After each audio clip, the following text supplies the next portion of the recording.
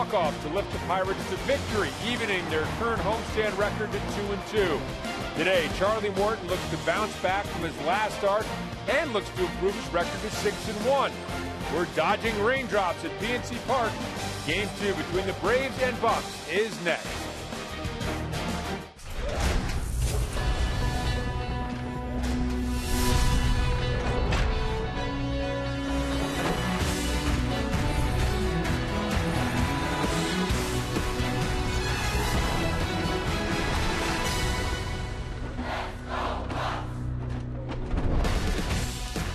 Last night, Jordy Mercer hit this ball off the Clemente wall. In the bottom of the 10th inning, it scored Andrew McCutchen with the game-winning run. The Pirates had their third walk-off win of the season and defeated the Atlanta Braves in style. The first of the three-game series against the Bravos. Andrew McCutchen crossing the plate with the game winner, and Jordy Mercer, one of the heroes in last night's Pirates victory, getting back on the right track. And of course, A.J. Burnett provided the whipped cream pie in the face afterward as the Pirates celebrated that win. And it is game 2 of the three-game series between the Pirates and the Atlanta Braves. Little rain earlier, but the grounds crew is getting the field ready, and we are going to play ball. Slight delay, but we're ready to play. And I'll tell you, he's always ready to play, isn't he? It's Andrew McCutchen, Bob. He talked about this a couple of months ago. He's going to take personal responsibility for how the team has played, and he has been a man true to his word. Not happy about how the Reds pitched him, and it looked like he was almost taking it out on the Braves last night, especially his last 3 at-bats. Hit by a pitch, single, double to set up the winning run. Yeah, he was taking it out on the baseball. I mean, he had a couple of just absolute rockets last night. And, you know, Greg, normally when we talk about Andrew getting hot, at least I try to focus in on how hard he's hitting that ball into right center field, the way he's going the other way. That's not necessarily what's going on right now with it. He is pulling the ball, but he is pulling the ball incredibly hard, just centering it up. A couple of balls that he hit, you just saw him right there, gets underneath them a little bit. He could have had 2 home runs last night. That might be about to heat up for him, the long ball. You know, that's not really, you know, where he normally would be right now. I think it was 9, and I think the way he's hitting it right now, those home runs are coming, and he might get on a little bit of a tear, hit 3 or 4, say, in a 2-week span. I think that's coming up. You know, Bob, you talked about this for a while now, about how Jordy Mercer has not been rewarded the last few weeks, hitting the ball hard. Talking about Andrew McCutchen hitting the ball hard. Well, I mean, he just continues on a roll, and you see it is starting to pay off for him. It is. I hate having to try and make excuses for guys, because it comes across as trying to make excuse. But as far as Jordy is concerned, for quite a while now, he's been centering the baseball and really doing a great job hitting it hard to all fields. Right field doesn't seem to make any difference. And, you know, you think back to last year, what a quality offensive shortstop he was for the last 2/3 of the season. Really one of the best in baseball. And I know for sure that's coming again. It's going to be the same story this year. And his defense has never suffered. Clint Hurdle talked about that earlier today. The Pirates and the Atlanta Braves, as we said, a slight delay at the start, but we are going to play ball, and it's a good thing because Pirates have Charlie Morton on the hill, and he has been outstanding here at PNC Park. So far this season, 3-0 and 0.84 ERA in his home yard.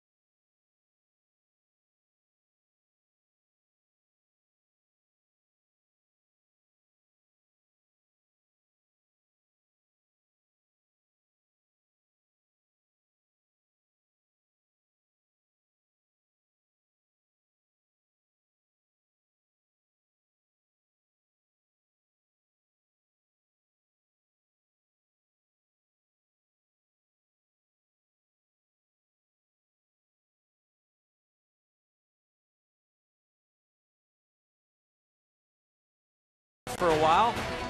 Clear the rain and look. Wedding party out on the Clemente Bridge. Husband and wife. Great day to celebrate.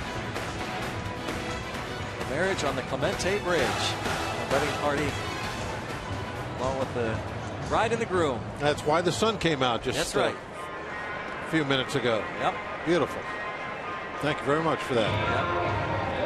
Outstanding. So we wait for the Pirates to take the field. And we'll be checking out a Rivers Casino tips to win in just a moment. And in fact, we'll do it right now. Well, you got to stay with that double play. That was really big in yesterday's ball game. I think 3 of them got Lariano out of some problems, and then Kutch, all-star push. We talked about in the open how he's just absolutely mashing the ball, and I think those home runs now are going to start going to come. And he's got great numbers against Tehran. So I think that maybe today, in fact, the home runs come.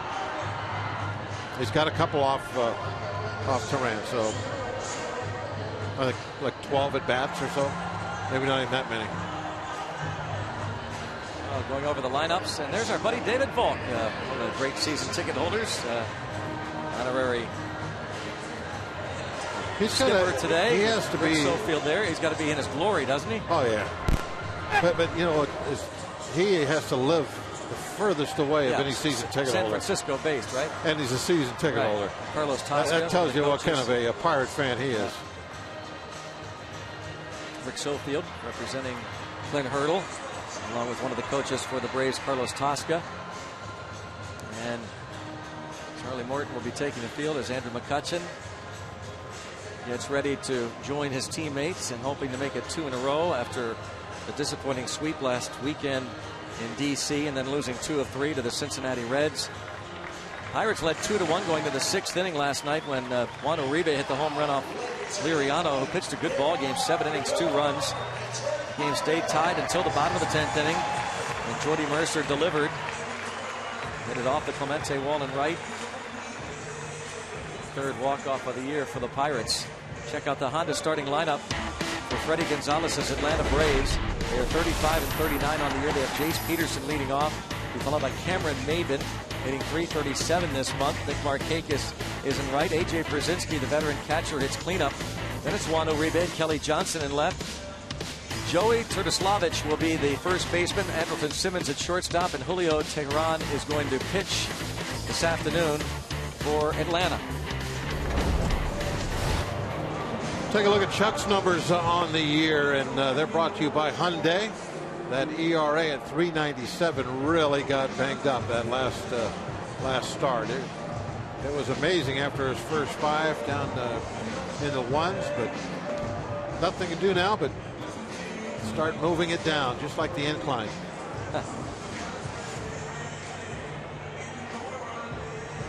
Defense behind him is always important with Charlie Morton on the hill. You have a strong defense, especially on the infield, brought to you by Honda. And Josh Harrison, what a job he did last night at 3rd base and later at 2nd base. Jordy Mercer will be at short with Neil Walker at 2nd, Pedro Alvarez at 1st. The outfield left to right, Marte, McCutchen, Polanco, and Francisco Cervelli catches Morton.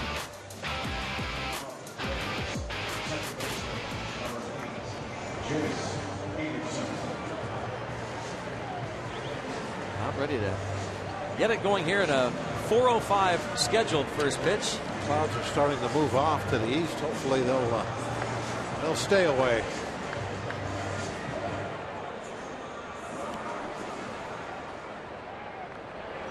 The Braves have struggled on the road all season.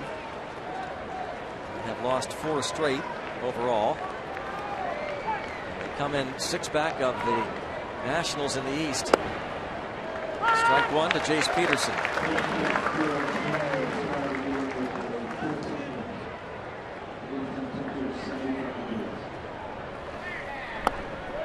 One ball, 1 strike. Peterson 0 for 4 in last night's ball game, 0 for his last 17.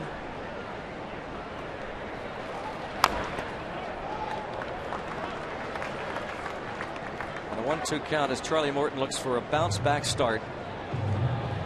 Worst start of his career on Sunday after getting off to a 5-0 start. The His first 5 outings coming off the disabled list, he gave up 9 runs in the first inning.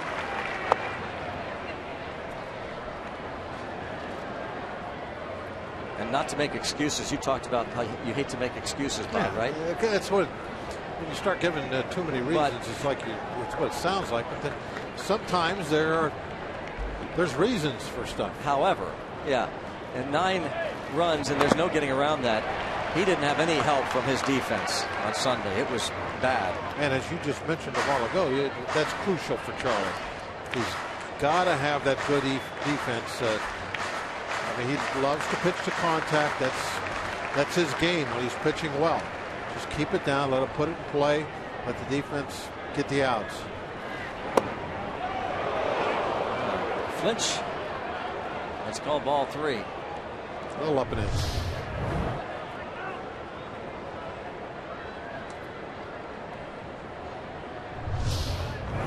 Full count. Stays 3-2. So Jace Peterson not going to go down quietly to start this ball game. Charlie Morton facing the second baseman of the Atlanta Braves, hitting .264 for the season with a couple of homers. And a chopper, going to be a tough play, and an infield hit.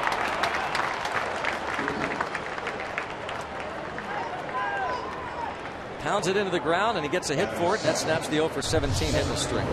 All right, straight down, big hop.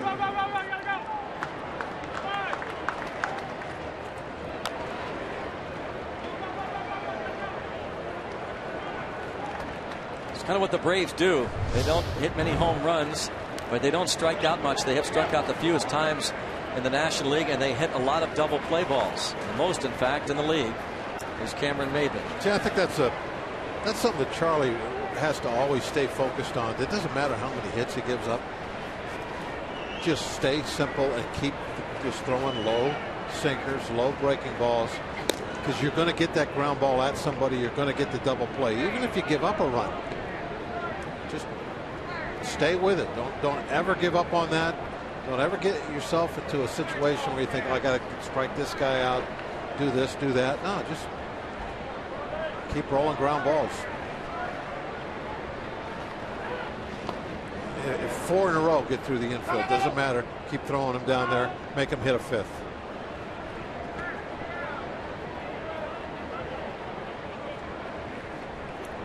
Peterson, 8 stolen bases, caught 8 times. Maybin with 6 homers and 36 RBIs.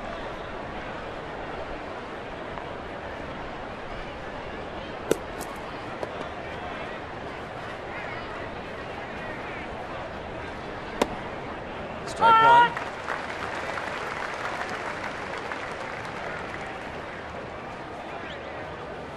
1. Morton has been, as we said at the outset, outstanding here this season through his first 3 starts. 3-0 at PNC Park, 0.84 ERA.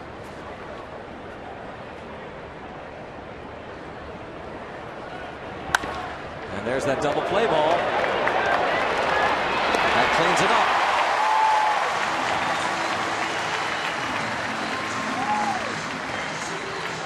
Two outs. A little sinker down and in. And turned on it.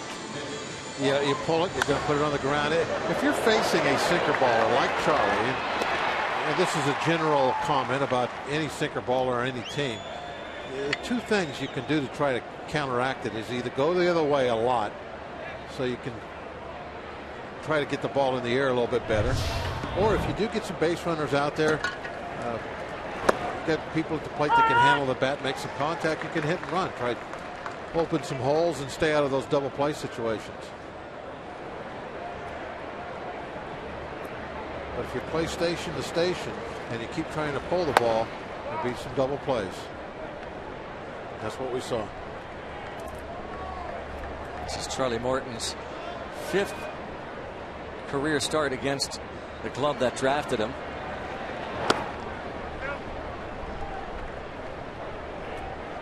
It's his 2nd start this season against the Braves. Back on June the 5th. He went 5 innings, gave up 4 runs, 3 earned on 7 hits. A game the Pirates won 10-8. And he throws a pitch out of the zone for ball 3. Morton got the W that night in Atlanta.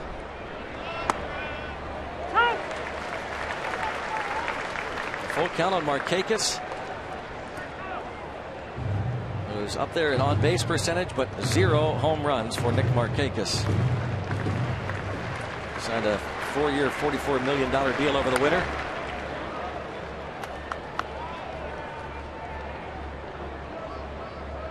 .31 years old, long time with Baltimore.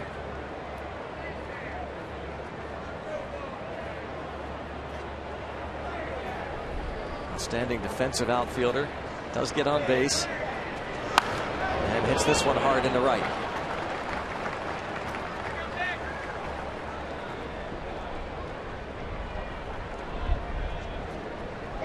Nick Markakis aboard with a 2-out single. An infield hit, a double play, and a solid line drive to right field off of Morton. He'll face A.J. Pierzynski.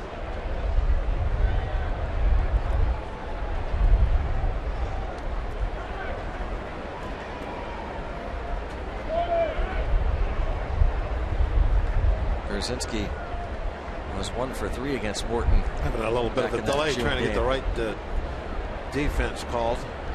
They were in a total shift for a while, and you could hear some shouting from the bench. They were wanting to get Mercer's attention to have him come over and play third.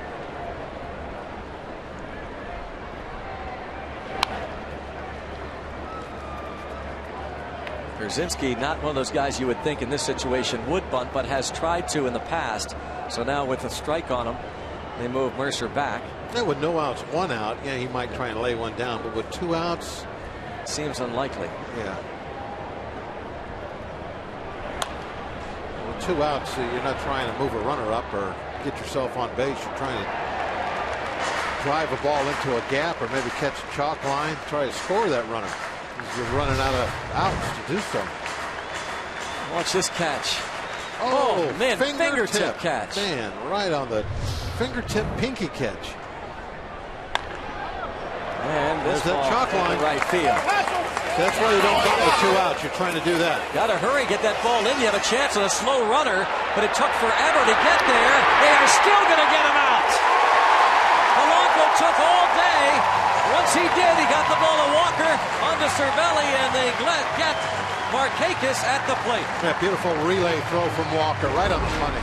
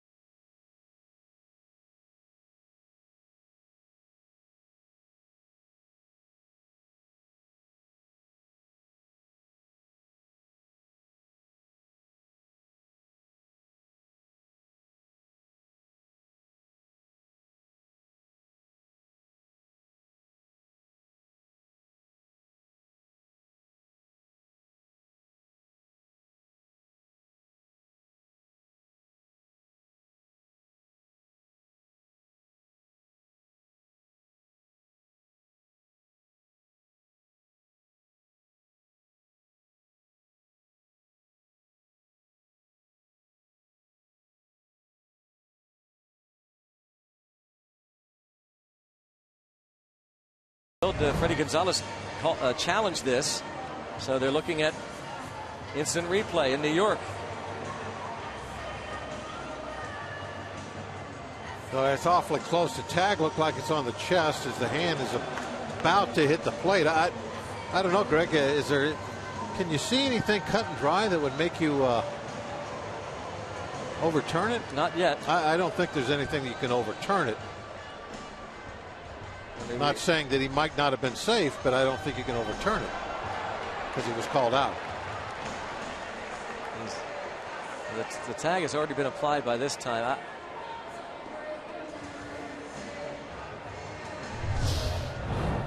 More and more, as replay got off to a pretty nice, smooth start at the beginning of this season, the second year of expanded replay, it has been taking some hits lately from others in baseball, including Joe Madden, that they need someone other than an umpire in the control center in New York, and others have spoken out, and that it has maybe regressed. Now, is his hand touch the plate before the glove touches him in the chest? Did he get a piece of the uniform there? Yeah, that's what they're going to be looking at in New York. Right here, does he get a piece of the uniform before the hand? Yeah. Nothing that would overturn it, in our opinion. And again, just put a doggone clock in New York at 30 seconds when it's up, and you've seen all this stuff, the slow-mo, the stop action. Stick with the umpire's call. Yeah. This was not the reason they decided to go to expanded replay. Never mind. I'm not going to make a comment on it. I can see where I'm going. I've already said many times my opinion on the whole thing. Well, what is your opinion? I said it. I haven't heard. I said it 2 years ago. I said it last year. 2 years ago. That was last year. I haven't changed. I don't remember. No, I'm not going to say it again. See what they say here. He is out. So the call stands, and Polanco, Walker, and Cervelli save a run there for Morton.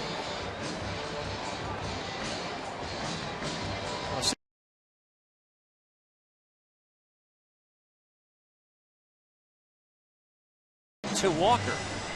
Again, the Pirates benefit from the fact that Markakis is so slow. Boy, I guess he is slow. You see the ball just settled in the corner. That's why it didn't come out. But that throw from Walker. Right there. I mean, if that throw is off just 3 feet left or right. As we know, if that throws off an inch, he might have been safe. Well, good That's throw. how close it was. We know now a good throw got him. Yeah, that's right. It would have been a bad throw. Right. Walker might have got an error. Yeah. Could have been wide. Yeah. Here is the Toyota starting lineup for the Pirates. Josh Harrison, Neil Walker, Andrew McCutchen, 1, 2, 3. Starling Marte, it's cleanup once again with Pedro Alvarez to follow. Then it's Francisco Cervelli, Gregory Polanco, Jordy Mercer, and Charlie Morton. Facing Julio Teheran.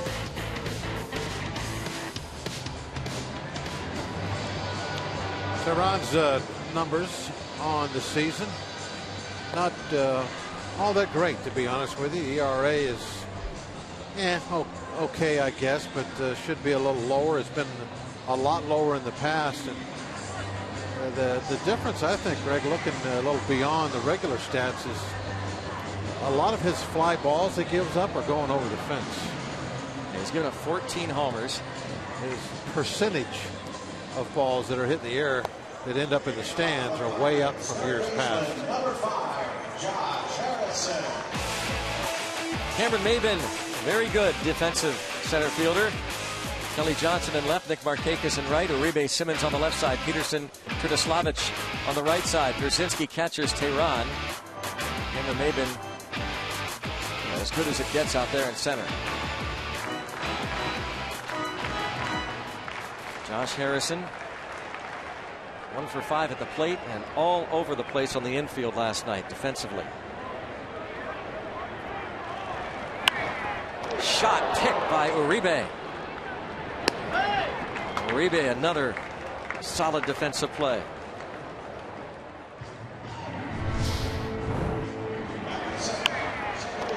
Bullet right off that wet grass. What his throw to first? A lot of times after you catch that bullet, the runner is not even out of the box yet, so you just kind of like take a nice little easy throw. He stood up and threw a frozen rope across the infield.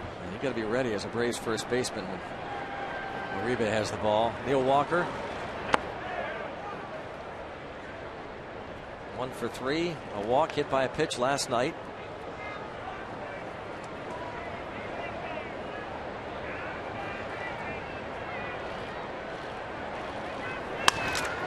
Broken bat, base hit to center. Solid single to center field for Neil Walker.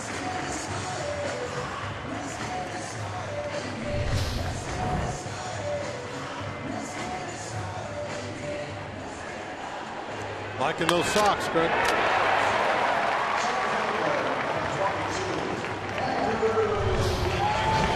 Hope they can recruit a couple more players. We've got Harrison, McCutchen, and Walker. In fact, it was McCutchen's idea. Asking his clubhouse manager, Scott Bones, to figure out what they were allowed to wear. Ordered some of those colorful socks. And Andrew McCutchen with a little 5-game hitting streak now.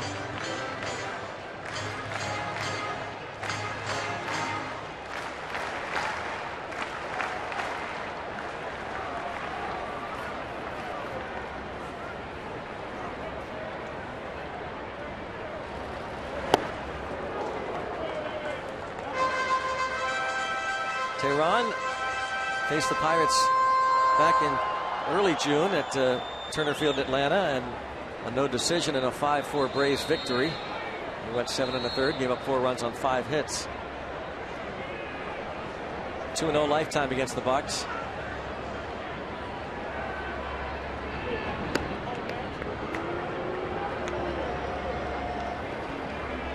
Well, this is the matchup I like today. Look at those career numbers. 2 home runs, 12 at bats, 5 for 12.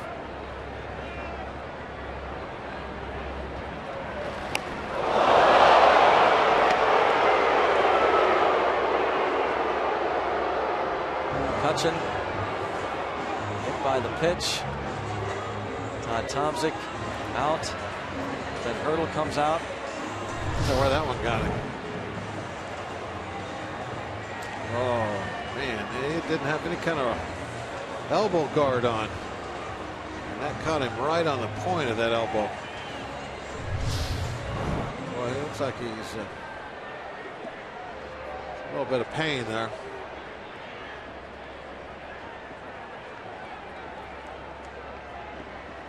Maybe hit right in there where that ulnar nerve is.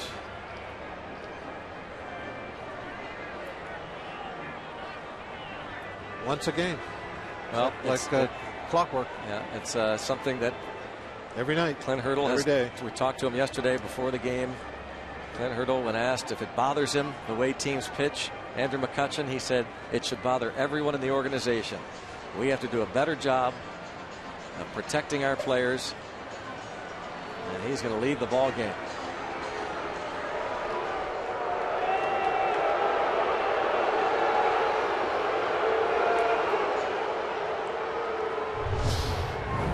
Andrew McCutchen hit on the elbow.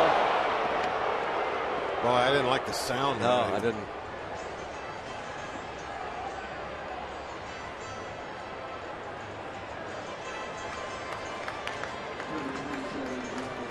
McCutchen forced to leave. Remember, he spent some time on the disabled list last year, shortly after being hit by a Randall Delgado pitch square in the back in Phoenix. Later hurt on a swing on a sacrifice fly a couple days later. Was placed on the disabled list. So Chung Ho Gong pinch running over at first base.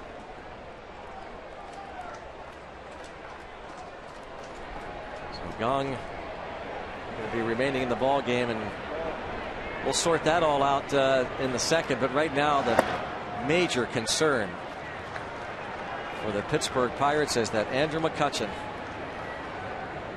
forced to leave the game after being hit on the left elbow by Julio Teheran. And a subject that came up once again with the Reds in town. There's a line drive to left field, a base hit. Rick Sofield will wave home Walker. Here comes the throw toward the plate, and he is safe. Ball gets away. Runners will move up 90 feet. Pirates lead 1-0.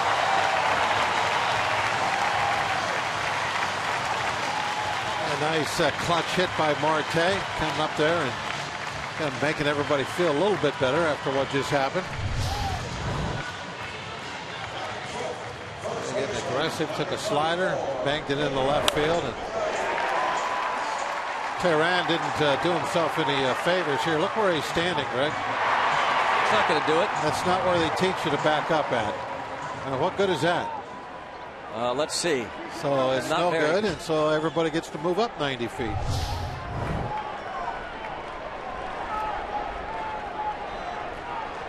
Not the way you do it in March. Having to put in those drills day after day.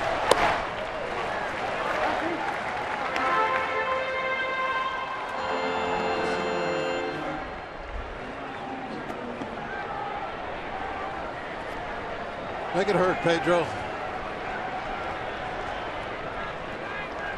Field back. There on the left fielder Johnson.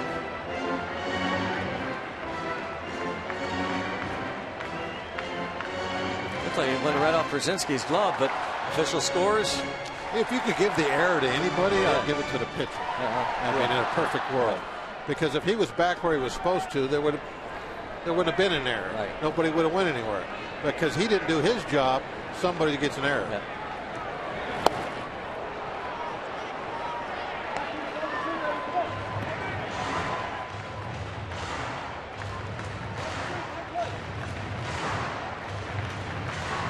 After the inning, he should go to somebody and say, hey, that was my bad.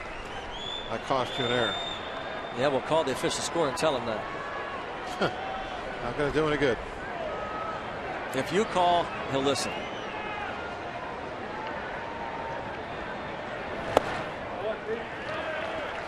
Two and two on Alvarez. He had a 2-run single last night that at the time gave the Pirates a 2-1 lead. It'd be like me saying that home run last night going up to Francisco, telling him it was my fault. It didn't change anything. It's still on his stats. But it was your fault. I know, but it's still on Frankie's stats. I can't change that.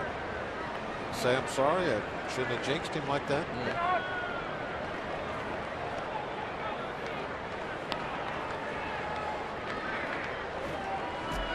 Part of the job. Sometimes you got to throw a jinx out there.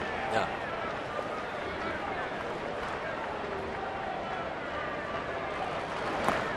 Here we go. Pitch in the dirt. No, it's 3-2.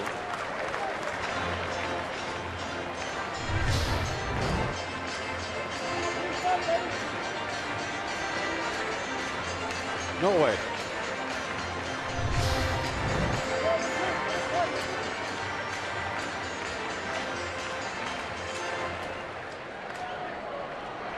That's a good Pittsburgh t-shirt right there.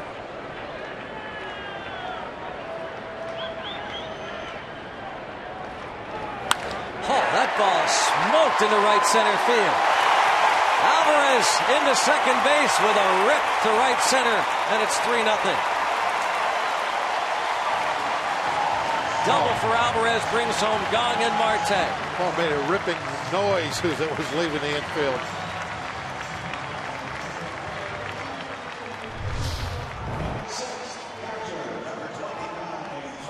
Ball just smoked.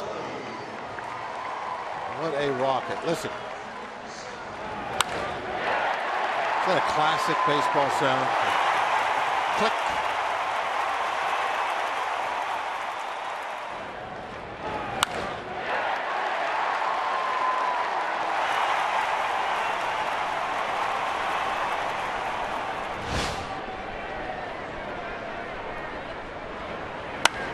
Line drive over the head of the second baseman, Peterson. Alvarez waved. It is 4-0. Cervelli delivers.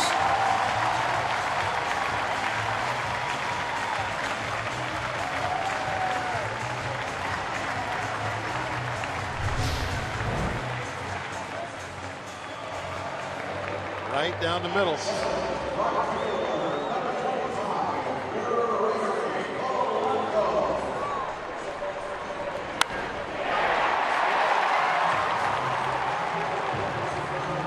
Now 13 first inning runs allowed by Tehran. This is 16th start.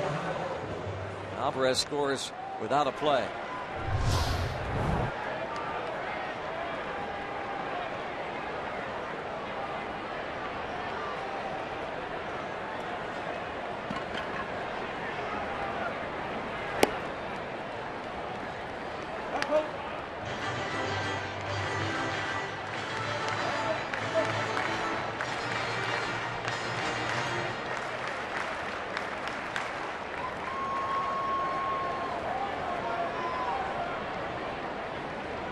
Nothing Pirates. Polanco looks to keep it going. Pirates scored 5 first inning runs against the Chicago White Sox on the 15th of this month. Went on to win 11-0.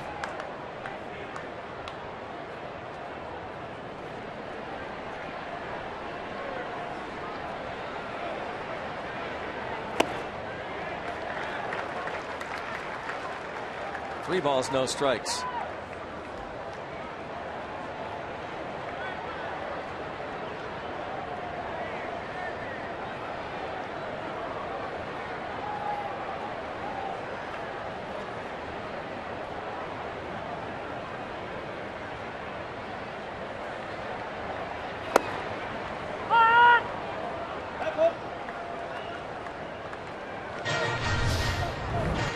Tehran gets that call for a strike on 3-0. John Tumpain, the home plate umpire, maybe making up for an earlier pitch he'd called a ball. Yeah, 3-0.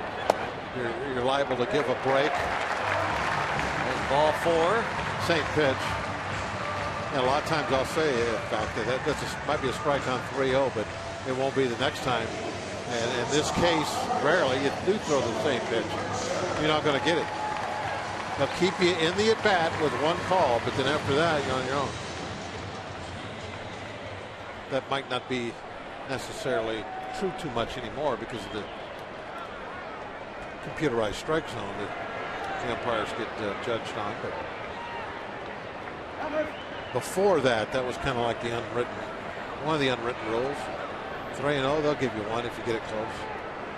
Jordy Mercer starting his 13th straight game at short, takes a strike. 3 hits last night.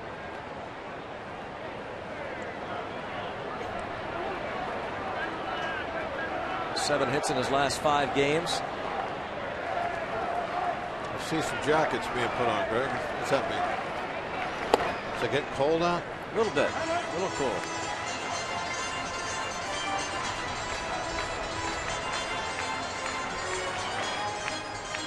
I don't see any rain. That's just everybody putting jackets on.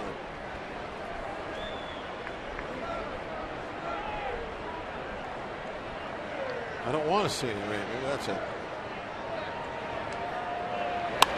There's a line drive towards center field. Drops in front of Maven. Here comes another run to the plate. Jordy Mercer delivers. Polanco will go to third. Cervelli scores. It's 5-0.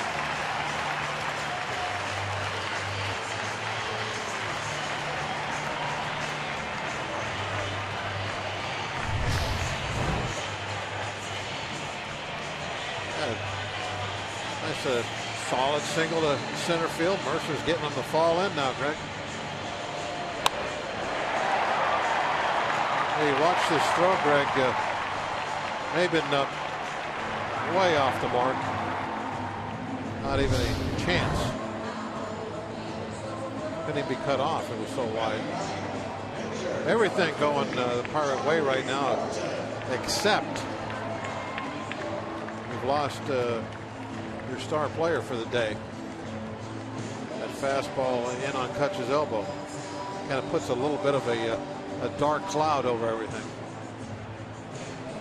Roger McDowell pays Tehran a visit, who really, even the out was hit hard. Remember Josh Harrison, that shot to Arube at third base. What did I say? Aruba. Well, yeah. It's Uribe, not Aruba.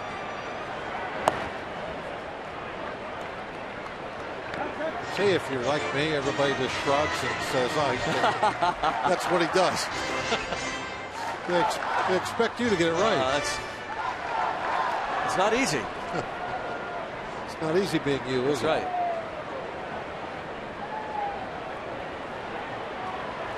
Morton bunts it in the air, but drops into the Atlanta dugout, and now folks are starting to head for cover, so I guess we are having some drizzle here.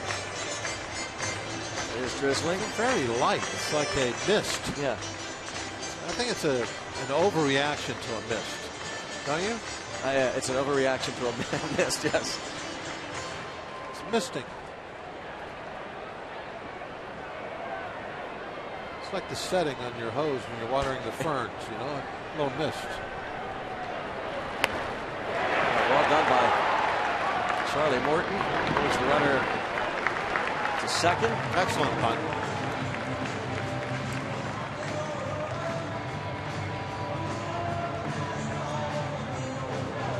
On to Jace Peterson.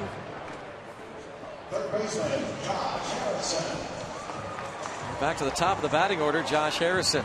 The most runs that Tehran has allowed in the first inning this season.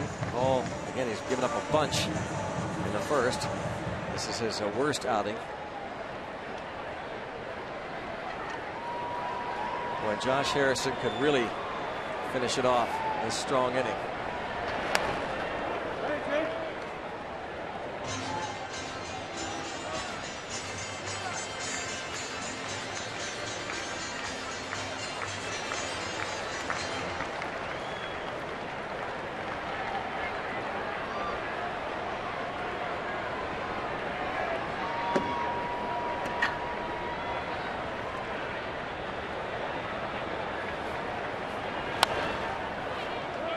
Tehran ahead 0-2. As soon as we get word on Andrew McCutchen's condition, we'll pass it along to you. He was hit by Tehran just a few moments ago after Neil Walker had that single to center field. He hit McCutchen on the left elbow. McCutchen forced to leave the game.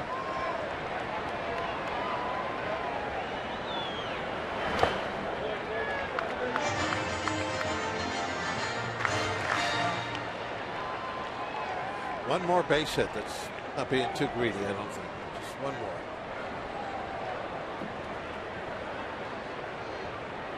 Nice seventh spot up on the board. Here comes the 30th pitch of this inning. Wow, they got Harrison to chase. But the Pirates do score 5 times and lead 5-0.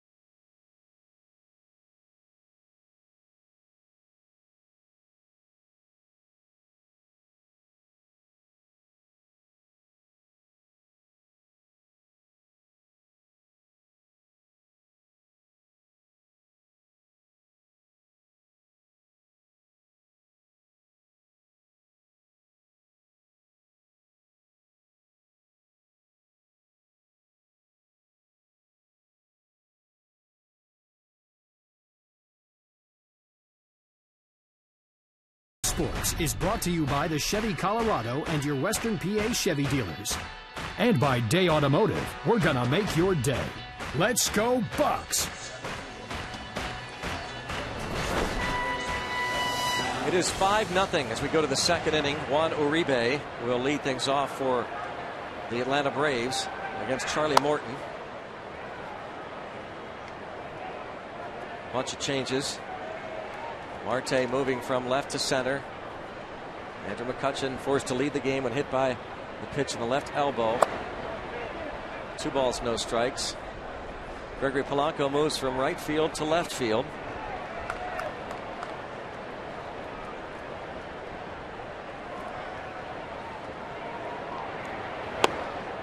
And a strike, 2-1. Josh Harrison moves from third base out to right field.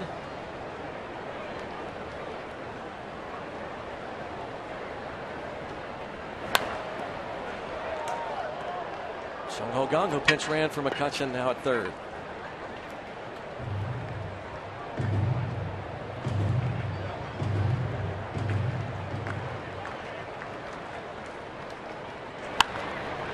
Roller into left.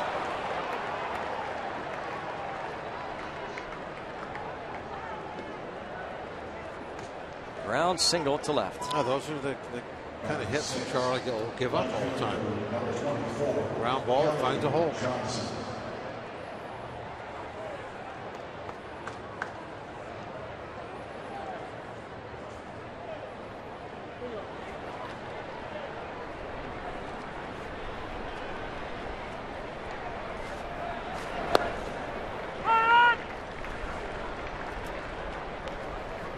Kelly Johnson starting in left field this afternoon.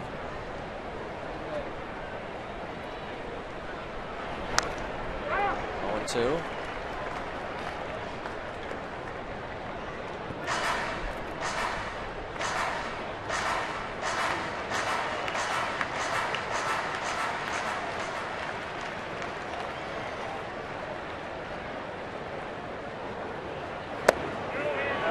you go. Yes. I was a little fooled on that one.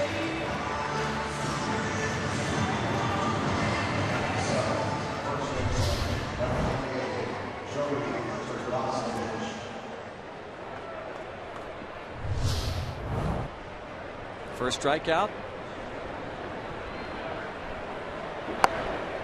Strike.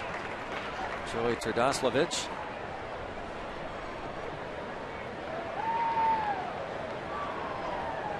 Just 13 at bats for the Braves.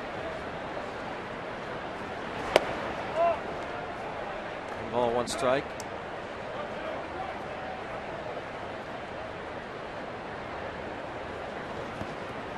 Time on the disabled list this season.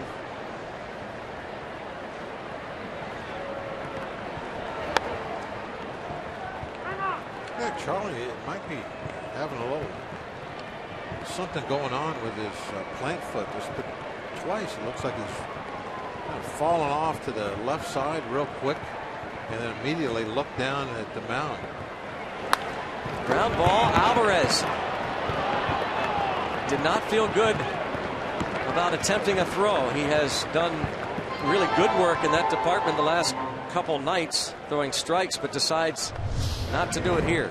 Yeah, the ball was hit pretty good. I mean, there was plenty of time to try for the double play. Oh, so yeah, it definitely is hitting the ground and moving a couple inches. You see that plant foot? Pitcher hates that. He doesn't want any movement. When that foot comes down, he wants to stay there. And now that's a warning to both benches. Andrelton Simmons, who is at this time their best player, with Freeman out, it is Simmons who gets the payback. Not much payback, as he might have been clipped on his foot. But obviously Morton and the Pirates decide to wait till this moment to get Andrelton Simmons.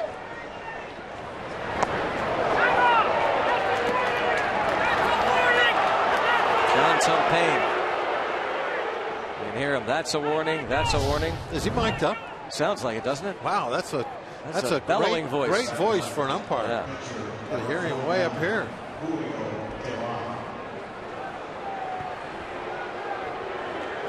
What do you think about this old school stuff? But it used to be, I guess, if you wanted to get back at, you'd get at the pitcher, wouldn't you? Well, no, it doesn't get matter. Their best player, get the first guy. Yeah.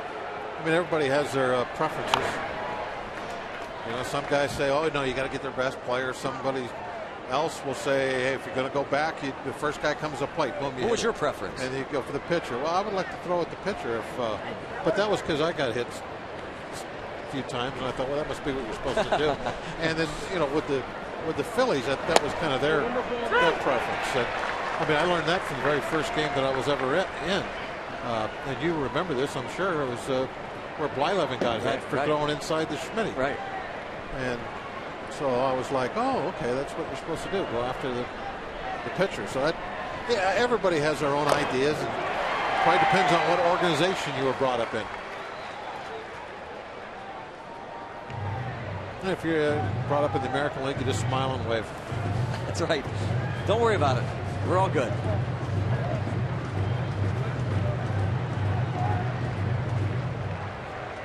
This is the second time we can recall that Charlie Morton has been the guy called upon a couple years ago against the Reds. Finally, the Pirates took action after McCutchen had been hit and buzzed. Morton came out the next day and, if I'm not mistaken, got Brandon Phillips. But again, it's something that Clint Hurdle talked to us at length about yesterday before the game, that they had to do a better job of protecting. And down on strikes goes Tehran. 5-0 Pirates.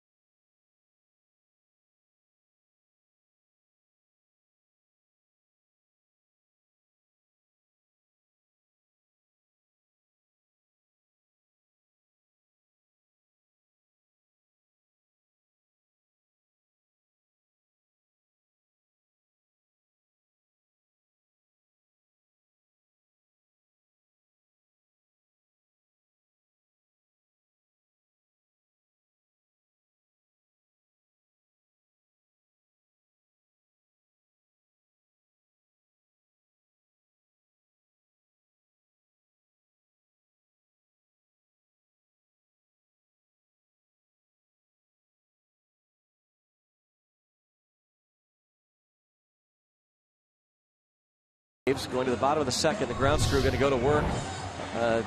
As that inning ended, crew chief John Hirschbeck calling over someone, Juan Uribe.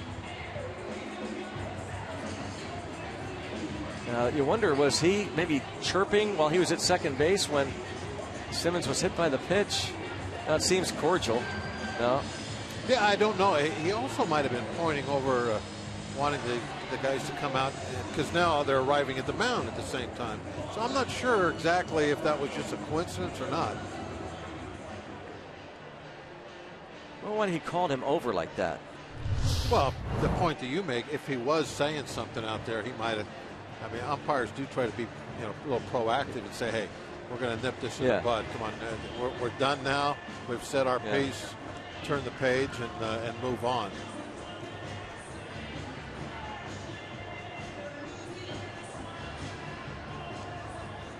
Oh, these guys have been working overtime the last couple of homestands. Now they're having a good laugh with A.J. Pierzynski and Manny Lopez and company.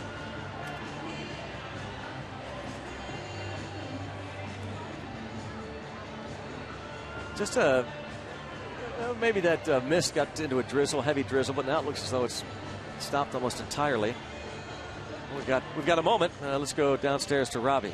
Yeah, pretty cool story originating out of the Braves dugout, Greg and Bob, when you look at it. There have only been 16 players in the history of Major League Baseball who have come from Colombia.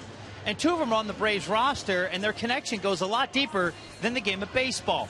It involves Julio Teheran, today's starter. He and Sugar Ray Maramon, one of the relief pitchers for the Braves, are both from Cartagena, Colombia. And more than that, they are second cousins. The connection is through both of their fathers. Now, I talked to Marimon before the game today, and he told me that the 2 of them have been playing baseball since they were 6 years of age. And when I asked him what it's like to play in the same team together in the big leagues, one word came out of his mouth: exciting. And in case you're wondering, Greg and Bob, I know this will be a point of discussion for you guys after. The answer is yes. He is named after Sugar Ray Leonard, the boxer. Sugar Ray is not a nickname. That indeed is his real name. But how about that? 16 ever, and 2 cousins here playing on the same team. I'm sure they're loving that too. Teheran not enjoying that first inning. They may be pitching in the same game, Greg. What do you think? Possible. See how this inning goes. Doesn't really look like Teheran's going to be around long.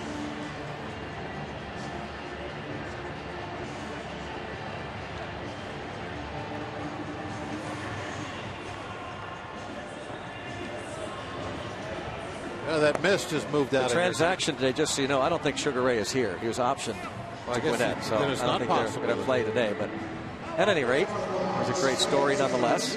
Maybe he's still here for a... Well, he's not going to play. No.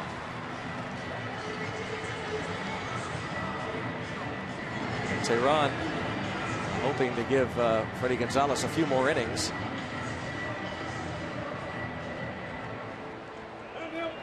Going to the bottom of the second.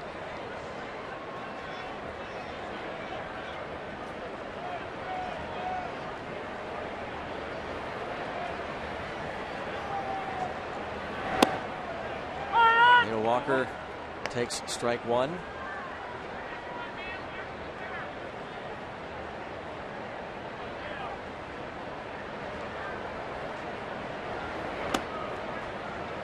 One ball, 1 strike. Walker got that rally going. Solid single to center.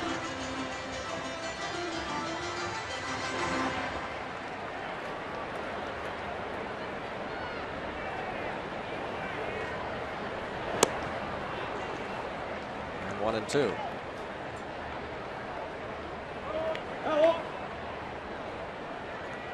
Signed in July 2007. Even the Parrot has to have rain gear. Missed gear. In the air to center. Maben will drift over.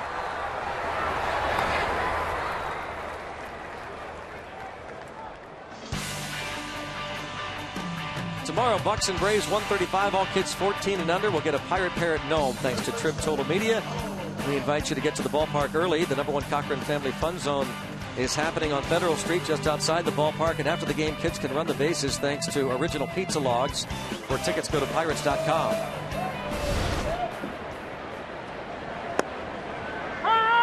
Jung Ho Gong pinch ran for McCutchen. McCutchen hit by a pitch on the left elbow, still awaiting word as to the extent of the injury. And again, Maben.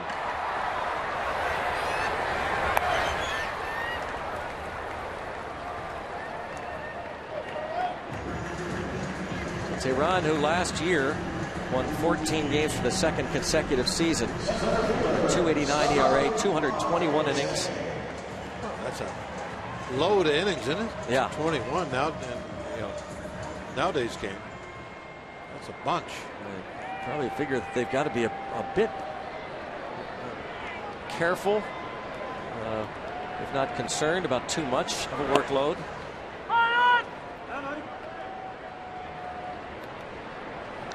You definitely have to look and think something's going on with him with the home runs he's been giving up. Now, the most recent 23-year-olds to throw 200 or more innings in a season for the Braves: Tommy Hanson, Jair Jurgens, and Steve Avery. All three had their careers derailed by injuries.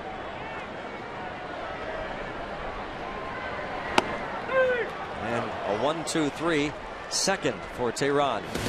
Pirates lead 5-0.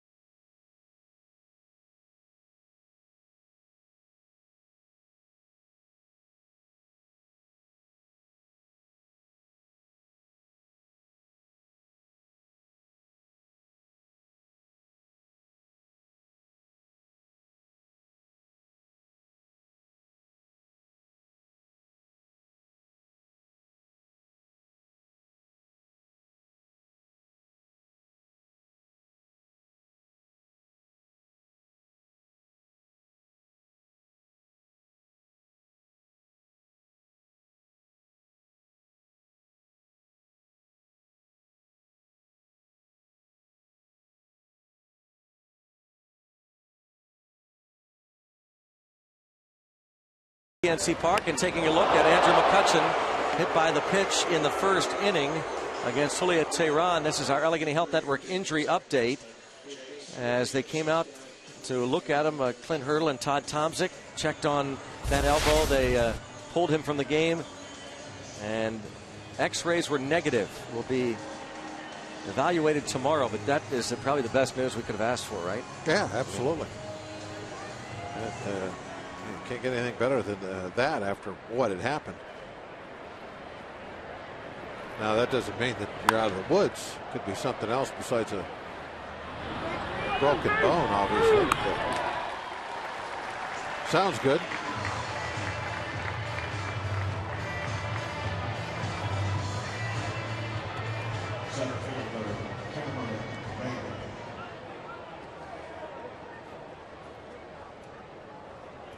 One out as Peterson flies to left.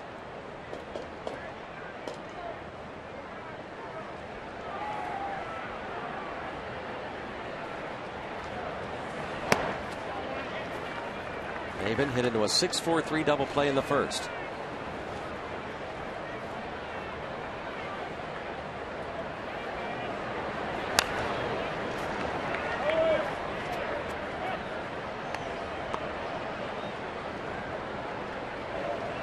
So Morton knows how it feels to be on the other end, right? The last time out Sunday against the Nationals. I think he slipped again. See how he fell off to the left and then immediately looking back. Now he's looking down there again.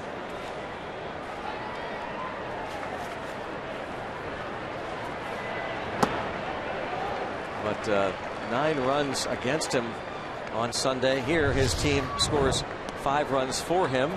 Take another look on the Allegheny Health Network Supermo.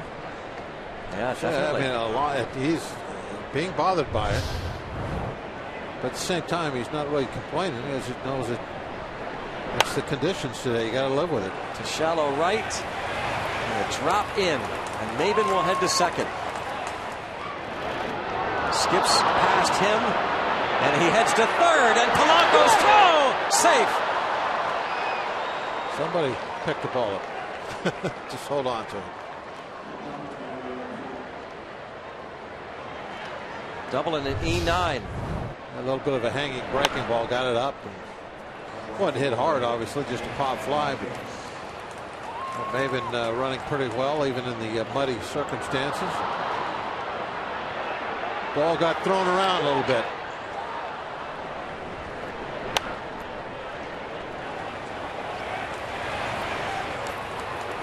This is going to be the 11th error of the season on Josh Harrison.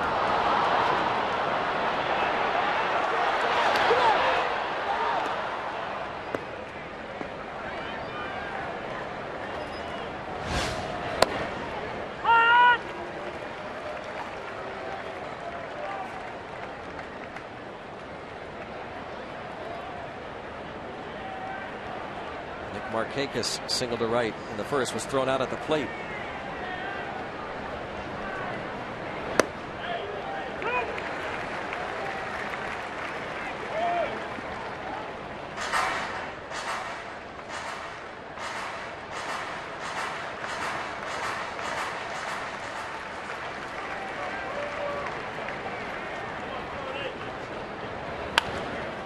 And a little pop-up going to drop in. RBI single for Markakis, and the Braves are on the board. It's 5-1.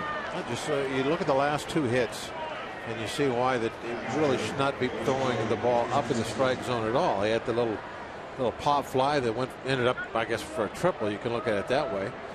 And then in this pitch here, a little blooper that scores the run is up in the strike zone high.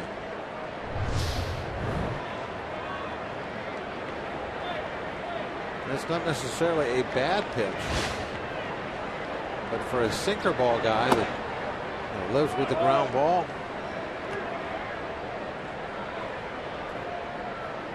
anytime the ball is put in the air, I think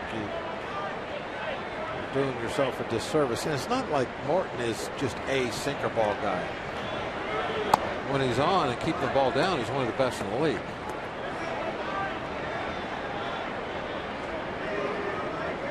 There's a lot of guys you can hang that, oh, he's a sinker ball guy name tag on, but that doesn't mean they're like Morton is.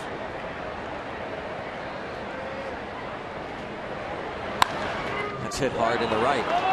Kerzinski. He's hit two now right on the nose. And that ball was probably mid-thigh, just right down the heart of the plate. This is not a low pitch at all. That was even higher than mid-thigh.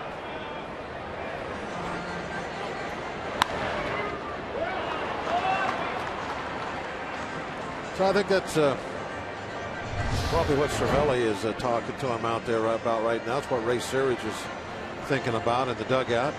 Got to get the ball down around the knees. Stay where you're good.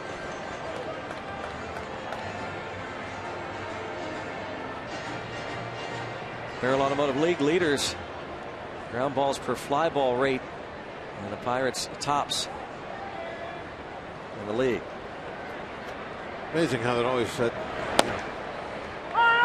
leads to a good team ERA, isn't it? Yeah. Get the ball on the ground. Yeah.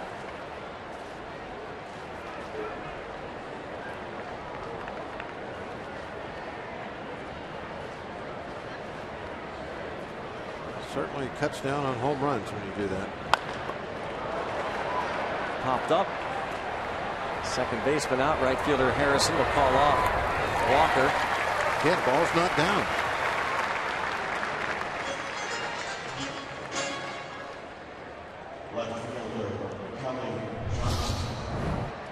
Here's the pitch. Check it out. Just maybe a little tiny bit below the belt.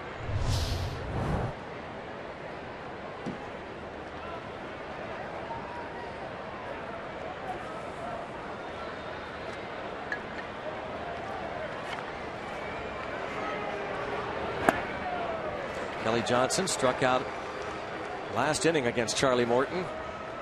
He has 22 RBIs.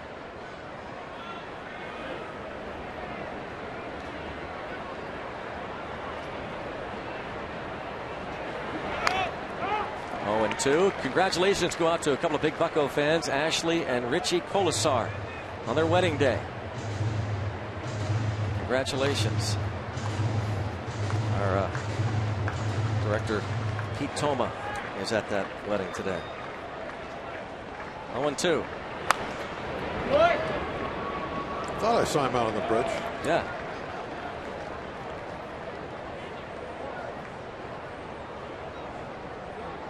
He was directing on the bridge, and now Andy Costco is doing the job in the trailer. When Pete's at a wedding, do you think he like tells the photographer where to stand? What do you think? I mean, what a question that is. Johnson slaps that foul.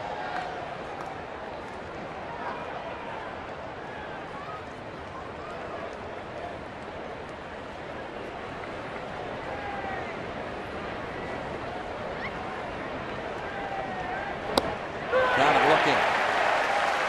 That's his third strikeout. The Braves are on the board. It's 5-1.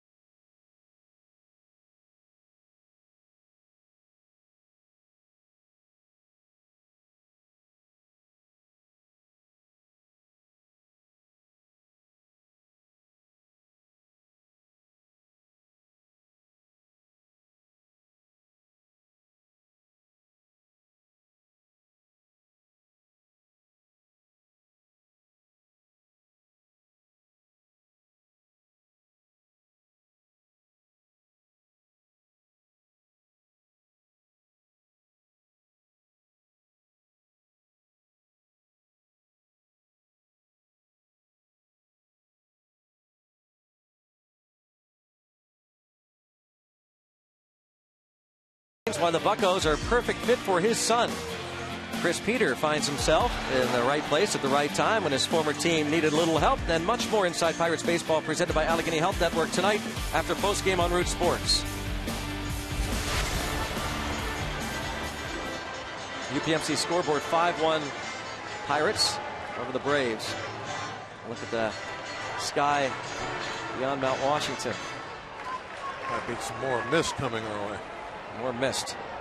They didn't overreact to the mist. They stayed in their seats. Right? Yeah. The mist will curl your hair.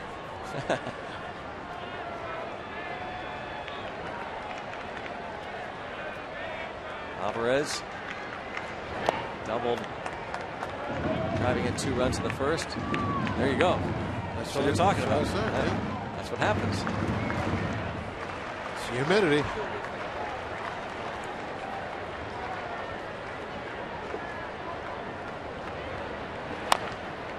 Dribbler past Tehran. Alvarez is out.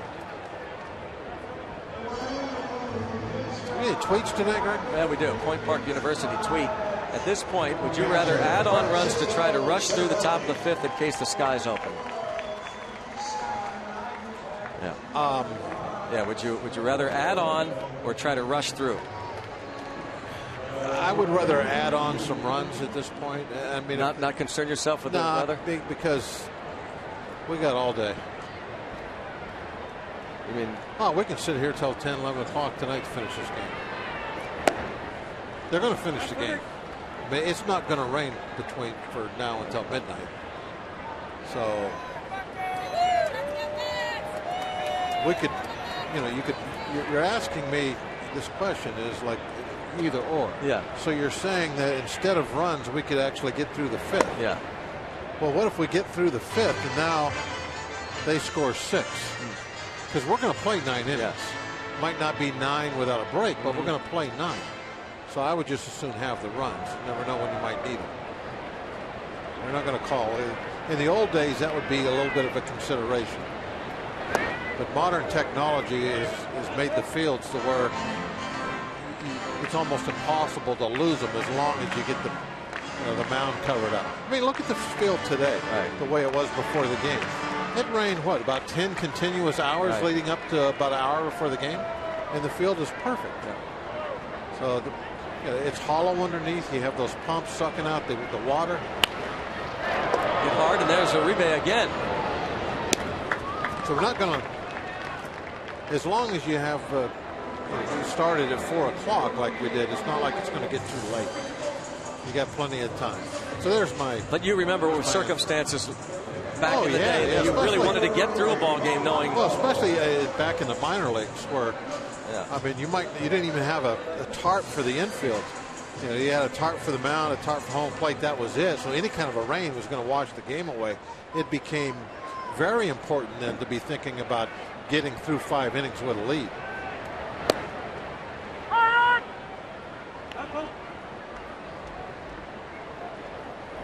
It's going to rain for the next 6 hours now. You're actually kind of worried. You're looking around. Now, You're looking around. Well, there's a drive to right, but that's going to be foul. But majestic drive by Polanco.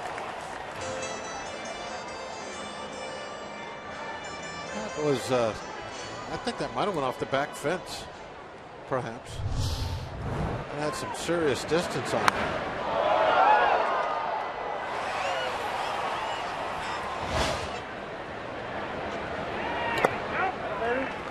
Isn't the crowd reaction great there? Oh, the sound of the crowd as it goes foul. The oohs and the ahs. Like, I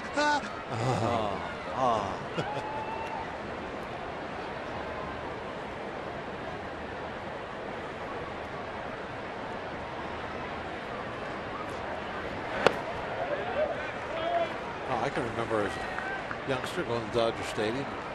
Every ball that was hit in the air that looked like it was anything close to being deep, you'd stand up.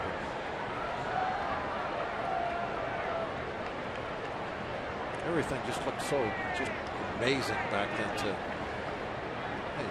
12, 13 years old. Another hard hit. Too hot to handle for Simmons.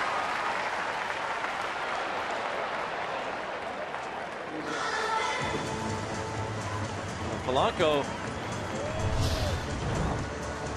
another guy who recently has been hitting the ball hard, nothing to show for it.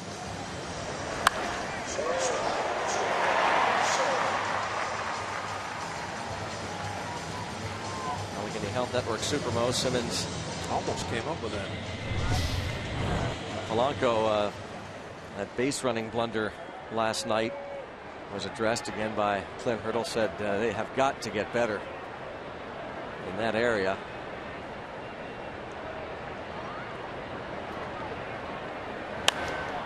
And a pop up.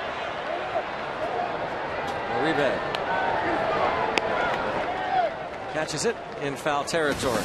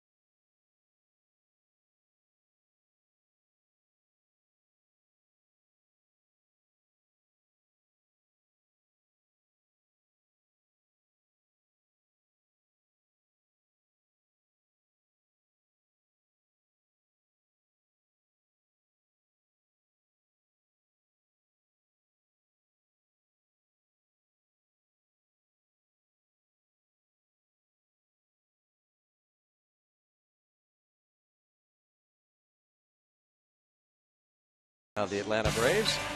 Send your favorite Buccos to the 86th MLB All-Star Game. You can fill out your 2015 Esurance MLB All-Star Game ballot now at Pirates.com. Voting is exclusively online, available on your computer, tablet, and smartphone. You can vote up to 35 times at Pirates.com/vote.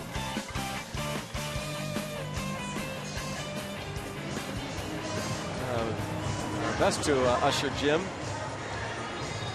I think that's hope you heal quickly. Hop up and get here. Yep, exactly. From section 141.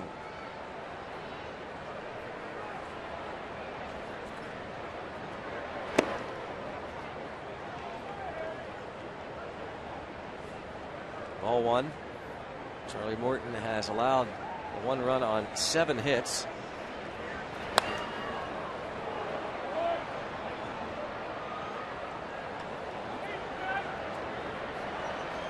Goslovich grounded out in the second.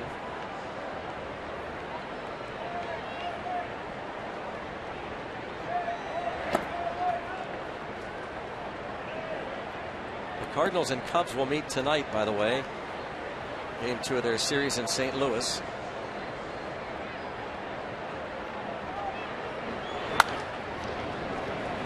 Mercer.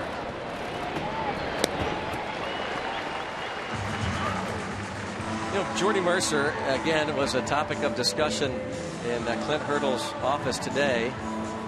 By the way, Don Roach will start tonight for the Cubs against Michael Wacha. Roach will make his first big league start since May of last year. But remember when Mercer first came up, there was some question as to, first of all, what his position was going to be, because he bounced around in the minor leagues. Like a utility player. And was he good enough to be an everyday shortstop in the big leagues? Well, last year he proved not only is he good enough, but he's one of the best in baseball.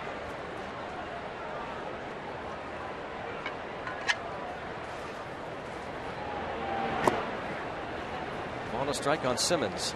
You know, when about that same time, it was kind of like Darno was the kind of quote unquote shortstop of the future, but it didn't turn out like that. Mercer was the guy. Making his 13th straight start.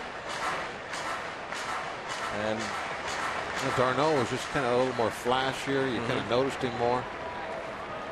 But, Chase just didn't have the consistency with that hitting to grab that job. And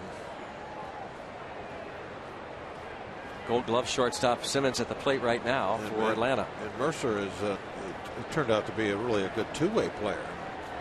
Look what he did with the bat the last 2/3 of the year. All the plays he makes with that glove. Morton strikes out Simmons.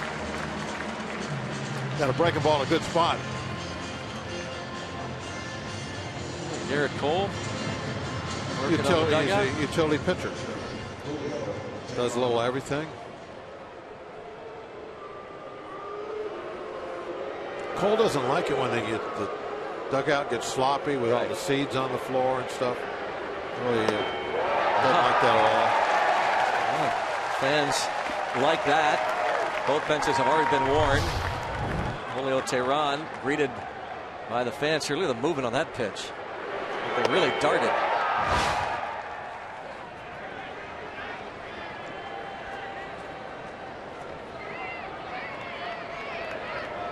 Well, they made their point with Simmons.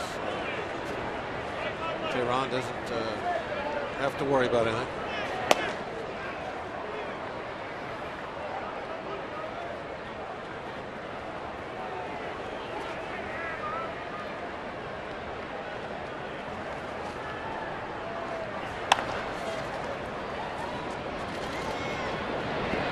Morton has a 1-2-3. Top of the 4th.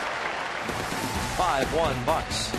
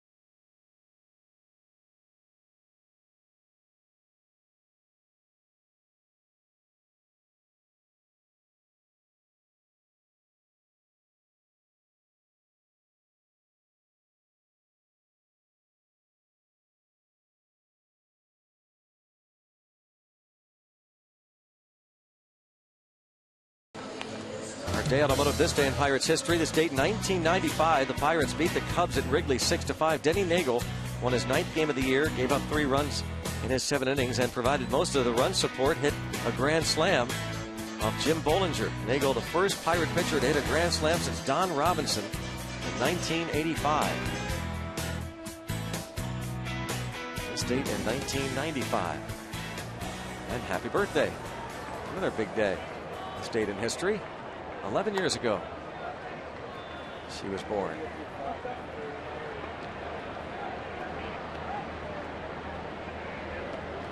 Colorful.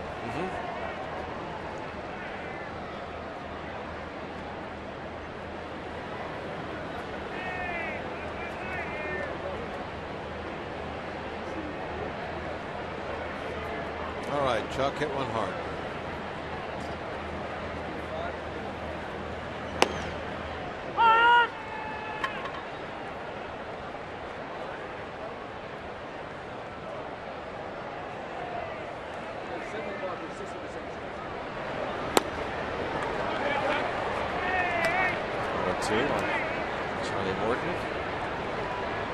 Had a 1-2-3 second after giving up 5 first-inning runs.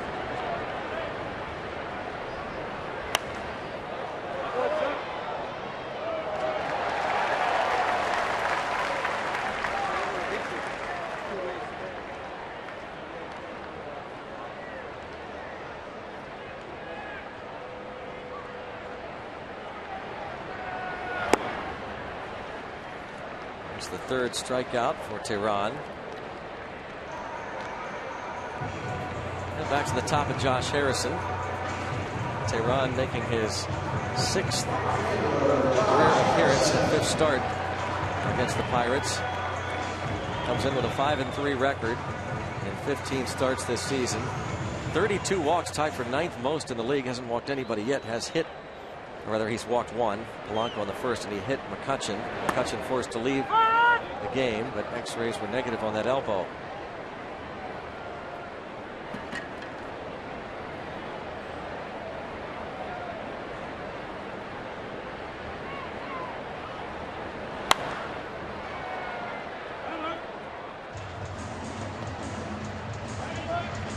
Jay Hayes started and ended that 1st inning.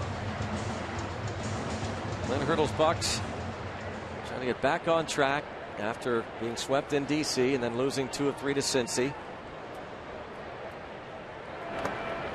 They win today, they win another series and a chance to sweep Atlanta. They'll go to Detroit, finish up their interleague series with the Tigers. 3 games that start Tuesday night, and then back home all the way until the All-Star break.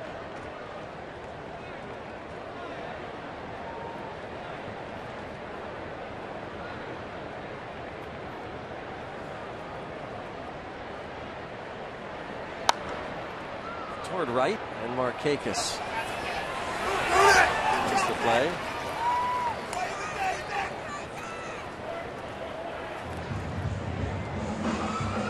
Tehran has settled down after giving up the RBI single to Jordy Mercer in that 5-run first. He's given up just 1 hit. That was the infield single to Polanco last inning. It's kind of odd, too, the way this has happened. That in that 1st inning, he wasn't getting burnt by some soft hits. They were hitting the heck out of the baseball. Figured out some way to turn it off. They're still throwing some hittable pitches that are elevated a little bit. We're just not getting to them like we were in that 1st inning.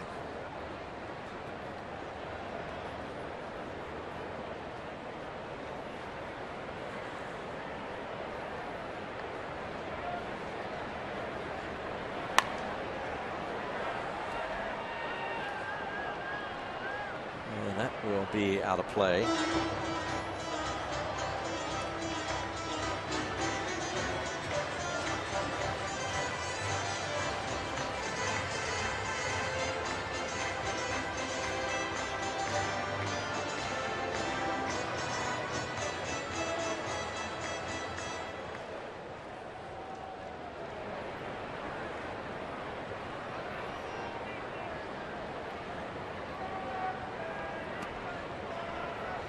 Try and hook him.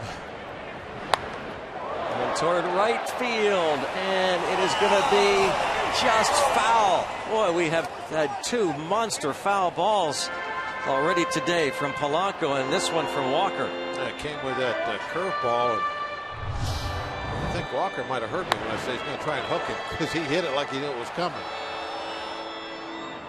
Just foul over everything. Just feeding the ducks down the river.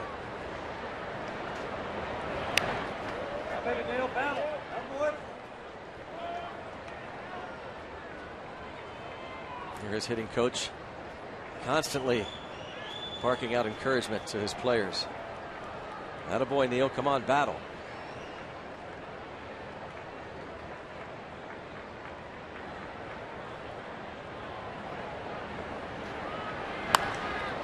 Hits this one well toward right field and over the head of Markakis, and Walker will have to settle for a very long single off the wall.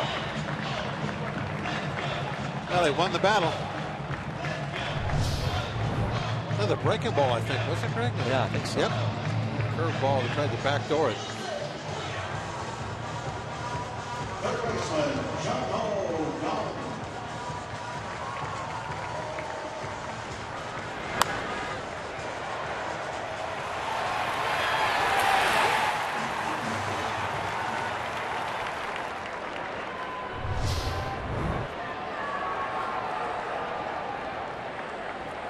Here's Jung Ho Kang.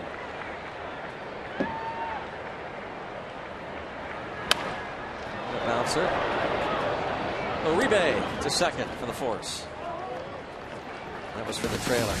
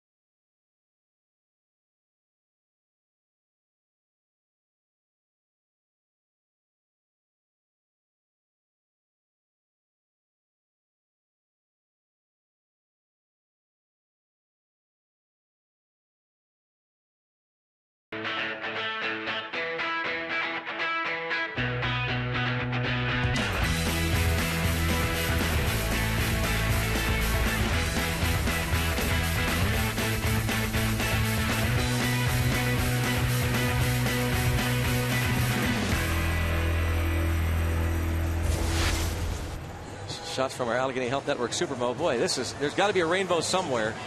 Look at this. It's raining here. Just beyond the ballpark, but it's beautiful sunshine. Look at that. Oh, there's a great little rainbow developing right over the right center field wall. It's right going now. right down that to is so Jay cool. Hay. Look at that. It goes right to Jay Hay. That is wild. This is wild. A hard rain. It's raining over the river. Look at that. Just a little mist. Just a mist. Yeah. Don't overreact. We got to get this 5th inning in.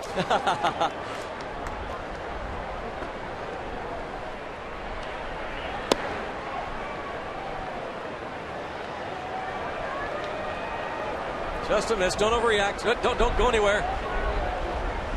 Where are they going? Stay calm. Stay in your seats. Remain calm, like the grounds crew.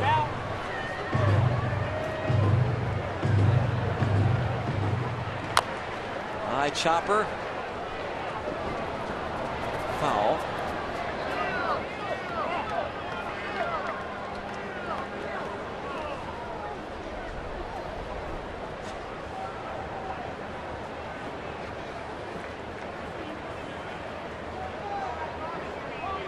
Jordy Mercer involved in the conversation there with the crew chief, John Hirschbeck. And Morton had a 1-2-3 fourth inning.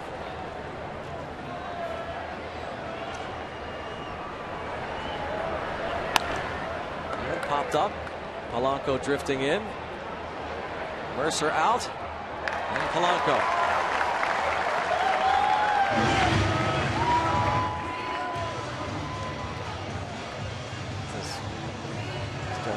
A little cloudy back behind us. It's all right. We're fine. We got all day. Yep.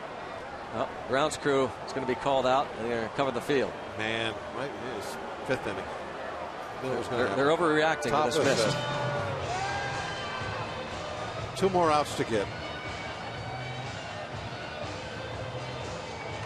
So we were delayed just about 20 minutes before first pitch. Now here, 1 out into the 5th inning, we'll have another delay as Cameron Maben was stepping to the plate. Charlie Morton had retired 6 straight. Just really a wild, isn't it? Look right there. There's a ton of blue sky. Yeah. We're fine. We're fine. Beautiful skies over there. Beautiful skies. And that's coming our way. Yeah. That sky is coming our way. If we would just stay calm. Come on, Sky. Come toward us. Bob is begging. Look at that. Well, let's reread that Point Park University tweet while we have a moment.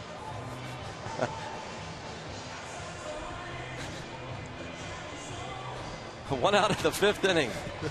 Tarp is on the field all day. It doesn't matter. It doesn't matter. Like I said, we got all day. I know. Exactly. What else are you going to do? Got all day.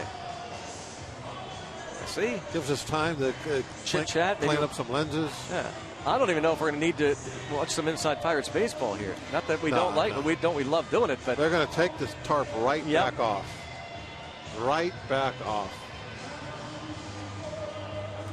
I'll tell you what, just in case, let's watch a little bit Inside Pirates baseball. But when they pull the tarp right off in just a few minutes, we'll be right back here. In fact, don't stay away long. Yeah, don't Do not stay away long. 10 max. Maybe 15. 20 minutes max.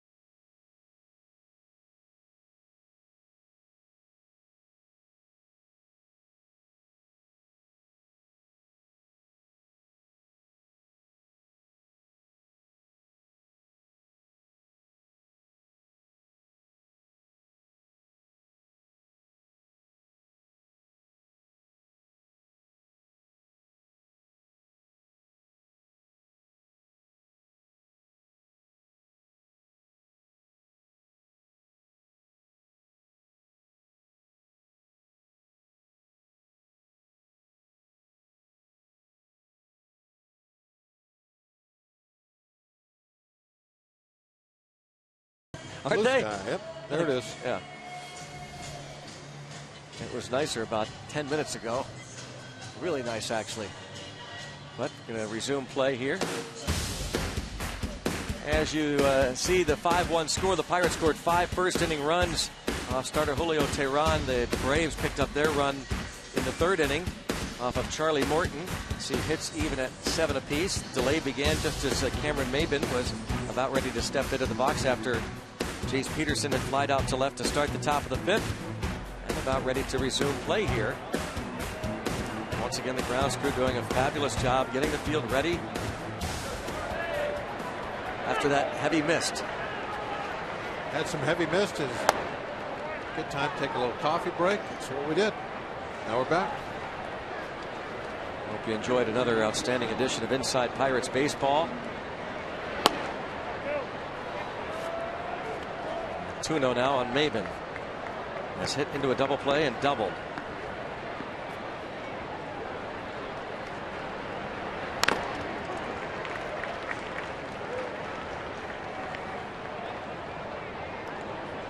Morton gave up 3 hits in the 1st inning, 1 an infield single. Nick Markakis was thrown out at the plate trying to score on an A.J. Przinsky double.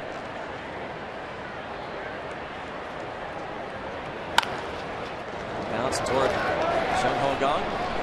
Oh, a high throw, and nicely done by Pedro Alvarez. As he continues to learn the position and the nuances of first base, there's one. Yeah, that's one of those plays. It's just a reaction for the first baseman to be able to quickly slap that tag down. A hard tag. Shaking his wrist. There's Alvarez.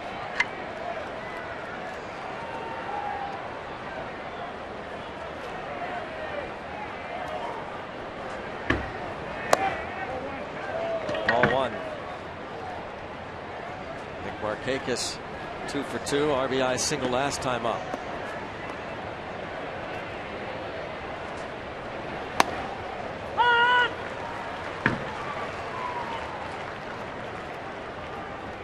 A 31-minute delay.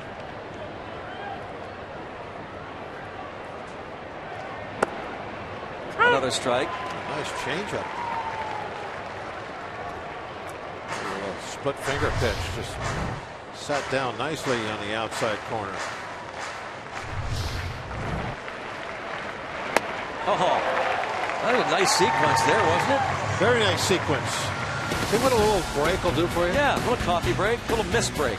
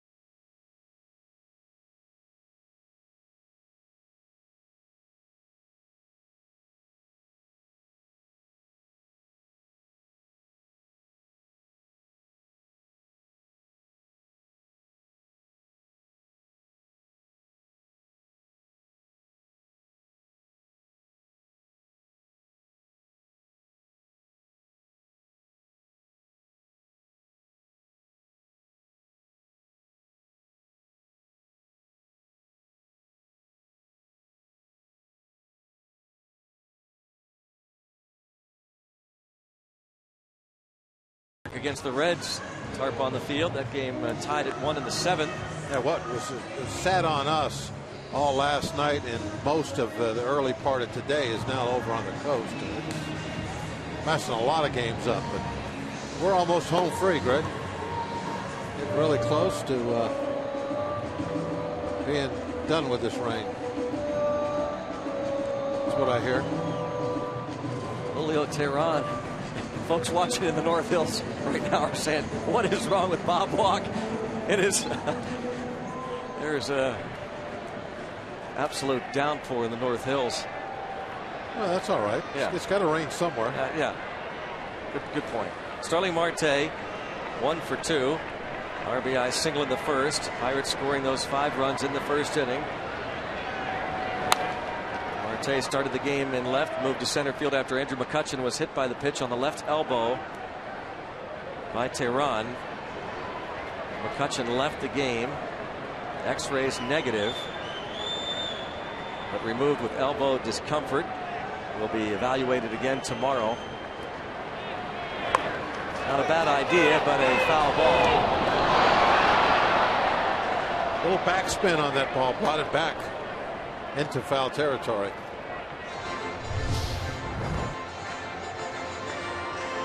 See the backspin? What a nice shot. So when it hits, it bites, and Allegheny Health Network Supermo shows it just draws right back. Like a nice sandwich. In this case, it saved Marte because he was going to be an easy out. Although the ball did get thrown down in the corner, didn't it? Yeah. But maybe it wouldn't have if it was a fair ball. There's a line drive base hit to left field for Marte. He is 2 out of 3. That's what we wanted. And the question is, will the conditions prevent Marte from taking off for second? I guess not. It won't affect him at all. Well, it might affect him a little bit. It won't impact Yeah, the decision. it's going to be a little soft out there because they put a lot of the diamond dry stuff. I don't know what the proper name for it is, but they got a ton of that down out there trying to soak up all that water from the mist. There he goes. Nope. Put on the brakes. He did the curly shuffle. I'm going to go out there and whoop, whoop, whoop, whoop.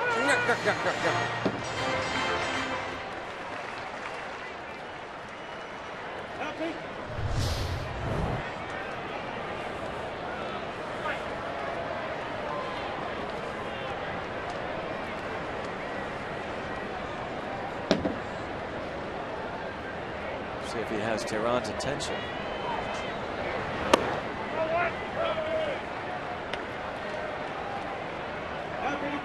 I got to tip my hat to Teheran a little bit after that first inning. Yeah. He's still out there. I really didn't think he was going to get out of the first inning. It was going to be one of those deals where he gets 2/3 of an inning out. There he is. 46 minutes between pitches for him. Not easy to steal against. 4 have been caught in 7 attempts.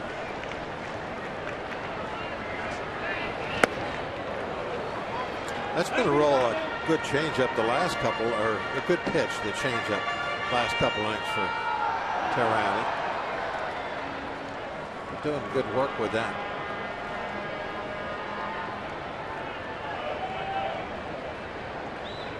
I threw Pedro last time up a lot of them.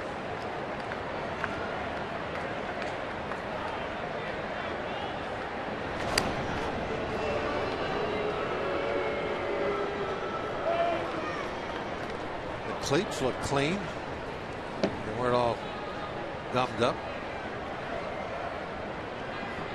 We saw the dive back into the bag.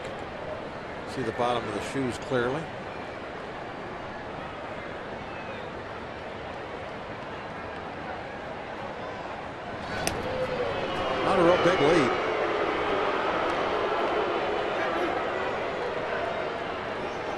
don't think Marte likes the footing. He's pointed to something there, getting back to the bag. It's just really soft. Marte, he's kind of particular about the. We see him stop a lot, even when it's a dry field. When he pushes off, it doesn't feel right. He throws on the brakes.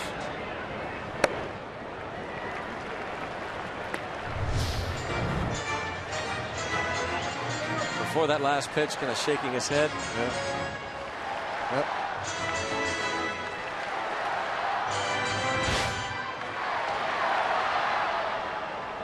Some days it's just going to be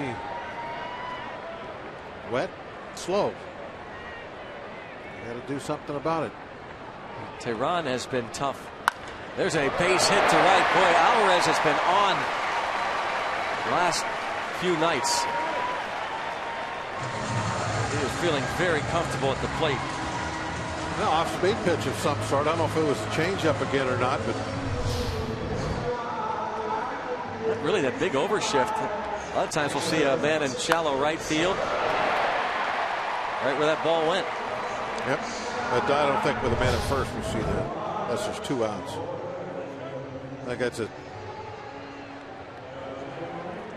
Could be wrong, but I think that's double A setup or double play setup. We've seen teams do that, though. Oh yeah. With a man at first base. Absolutely. Against Alvarez. Oh yeah. Cervelli now with 2 on and nobody out. Because even if you get a ground ball to right field, you're not getting a double play. Fly ball to center. Maben drifting back. Marte's tagging. Alvarez tagging. And Alvarez will put on the brakes. Marte moves up 90 feet.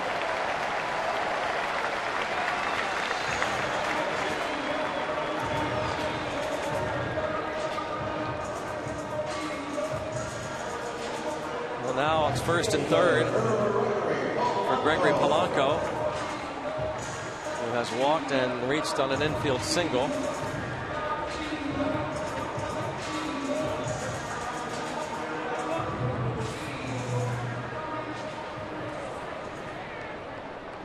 I was looking at the numbers there, Bob, where Tehran does a good job holding runners, but A.J. Pierzynski has thrown out only 4 of 36.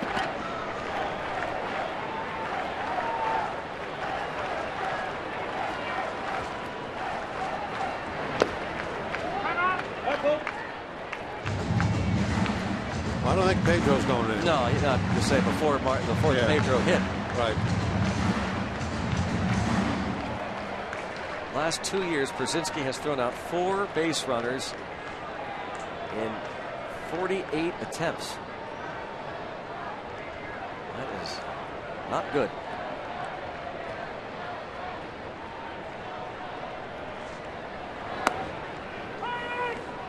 1-1 on Polanco.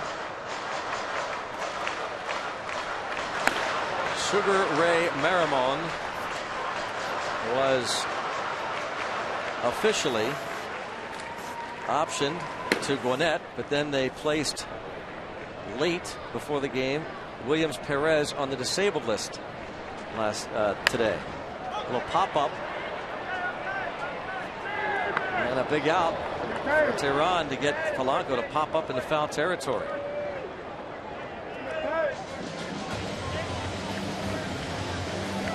It'll bring up Jordy Mercer.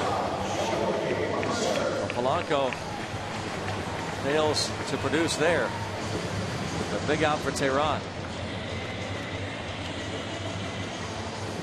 You know, you get that 4-run lead and you kind of like can shrug that off, but you can't. You know what I mean? It is essential, I think, to add on when you get those nice first innings. You can't just now think, oh, we'll just play the string out. Got to get that ball put in play. I mean, he gets down that line so fast. He's tough to double up.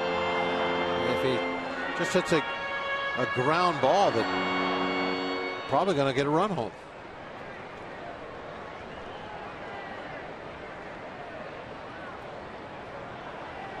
It's going to take a 2-out hit now.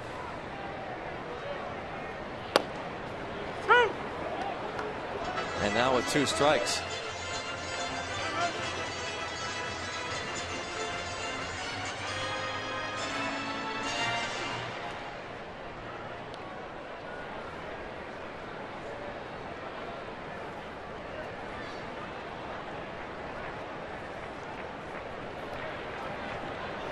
Alvarez takes off.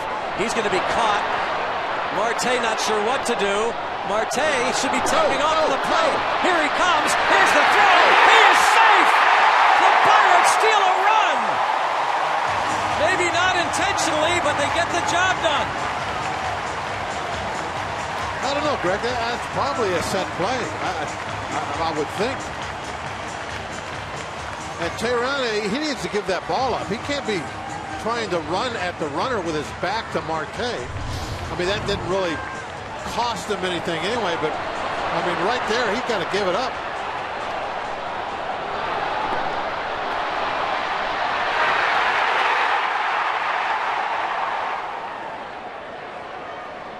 I mean, if they execute that, there's no chance for Marte. It'll be interesting to find out if that was a set play with Alvarez at first. Strike three called. Big run to score. Marte comes in.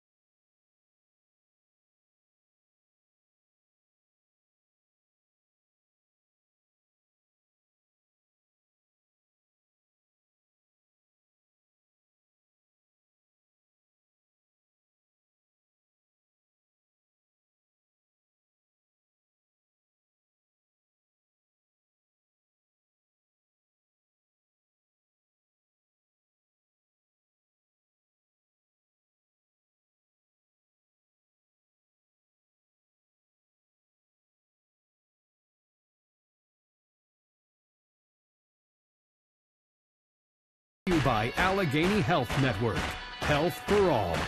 By Kenny Ross, Ask a Neighbor. And by Levin Mattress, located in all Levin furniture showrooms and freestanding stores. Let's go Bucks! Well, playing through the rain for a while, they stopped play, and then after about a half an hour, resumed play. They put the tarp on the field, and the Pirates literally steal a run there. A double steal, Marte and Polanco, and strike one on A.J. Pierzynski. Really a big run to pick up. As I was talking about it earlier, you want to add on at least here and there a little bit. Don't put yourself in that position where the other team starts to have some hope. Last time the Pirates stole home as part of a double steal, almost 2 years ago, July 2013, against the Cubs at Wrigley. Andrew McCutchen stole home, and there's a fly ball to right center. Harrison for the out. Alvarez steals his first base of the season. Needs some more tweaks. What do you think? Absolutely, and here's one. Point Park University tweet: how does a manager determine whether or not to pull a pitcher after a rain delay? A lot of factors can go into that. Who the pitcher is, what's the score, how long was the rain delay.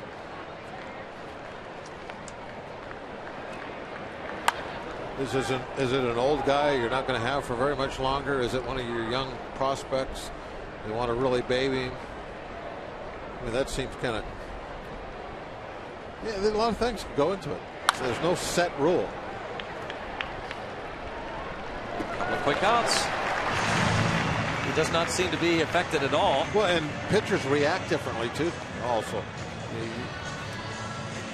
And another thing too about pitchers, they might not always react the same.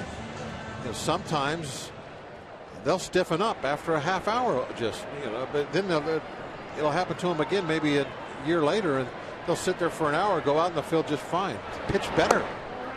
You just don't know, and that, I guess, is why there's no set rule. And this will be kind of interesting now with Morton over 90 pitches due up first in the bottom of this 6th inning.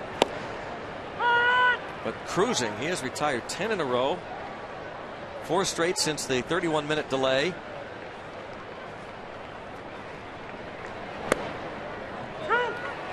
One and two, and now Kelly Johnson. Wow, Johnson takes 2 steps back and gets into John Tumpaine's face. A little low. And a strikeout. Charlie Morton, 1, 2, 3.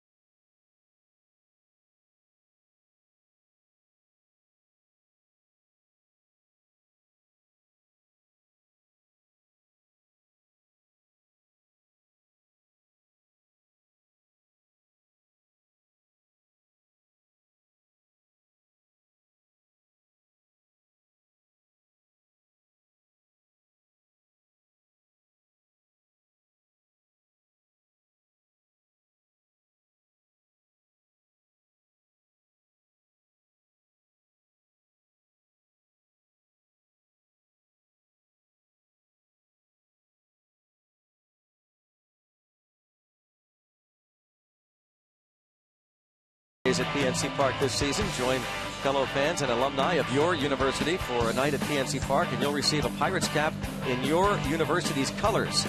Tickets start at just $19. The next university night comes up Wednesday, July the 8th against the Padres at 7:05. It'll be for WVU fans. For tickets, go to pirates.com/WVU. So if you're an alum of the Mountaineers, go to pirates.com/WVU. Your night is coming up on Wednesday, July the 8th. Charlie Morton will bat to start the bottom of the 6th.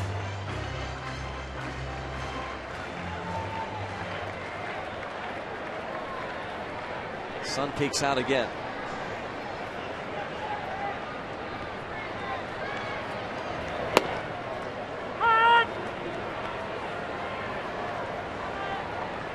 Sacrifice bunt and a strikeout.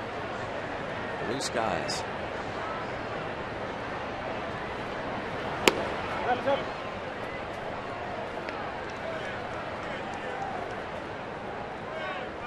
Tehran has given up 6 runs on 9 hits. 5 of the runs and 5 of the hits came in the first inning.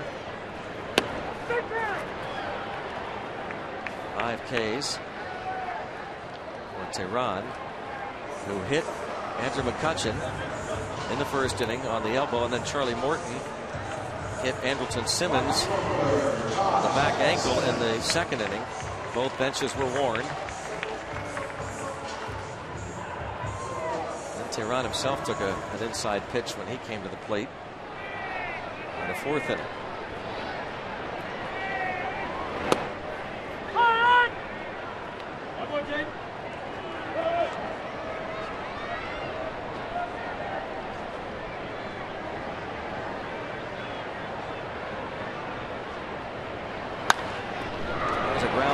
Side and booted by Peterson. Harrison is on. Chase Peterson charged with the air. Boy, he had a nice long hawk to look at. All looked like it was in the air quite a while, that last one. Took it off the heel with the glove.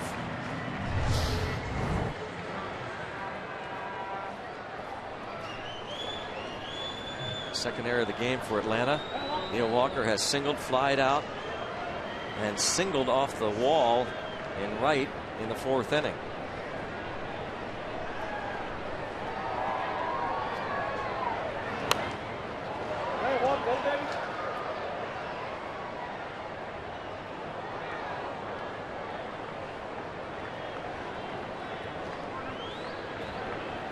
Braves now the former Pirate farmhand hand up in the bullpen.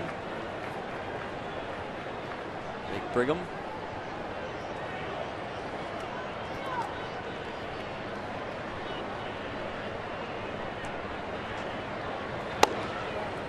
One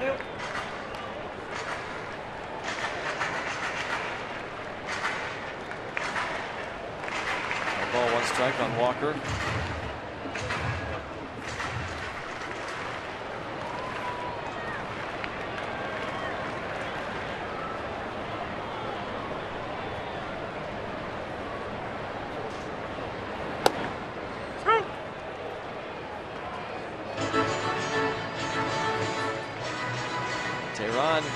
Ready to throw the 90th pitch of the game. Freddie Gonzalez's Atlanta Braves have dropped their first 4 games of their current road trip. They started in D.C.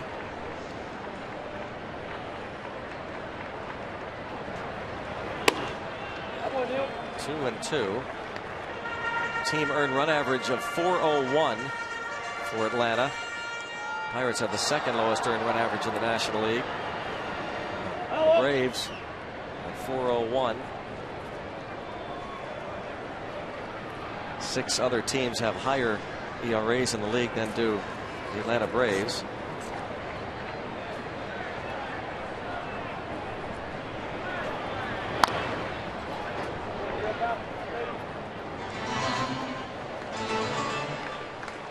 Pirates took 2 of 3 against Atlanta earlier in the month down at Turner Field.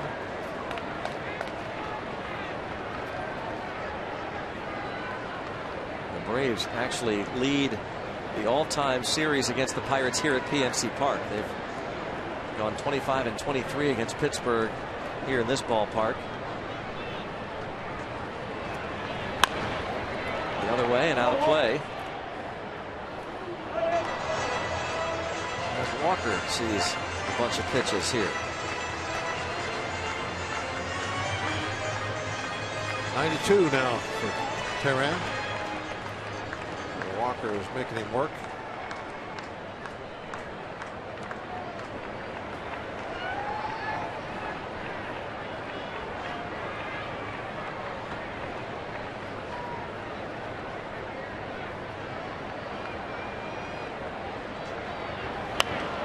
Another foul. Tehran got a pretty big leg kick working. Can't be all that quick, especially on that last pitch, getting the ball to home. Harrison has 7 steals this season, 11 attempts.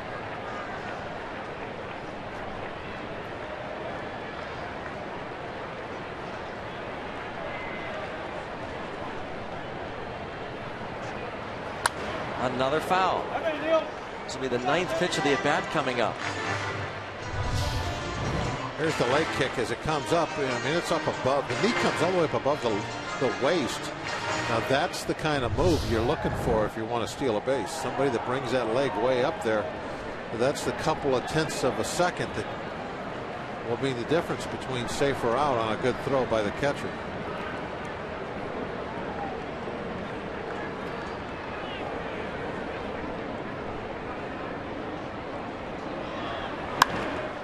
Toward right center field. Maven is over and he gets there. Line out to center.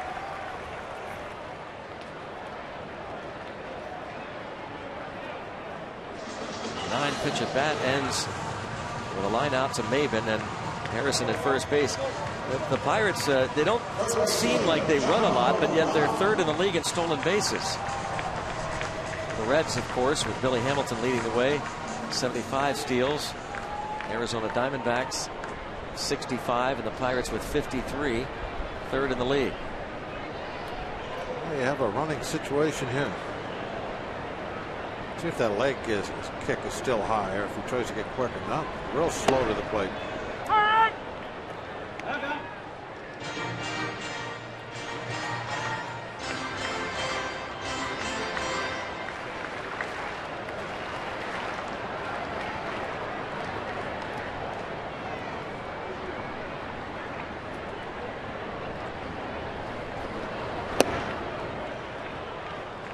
One on Young.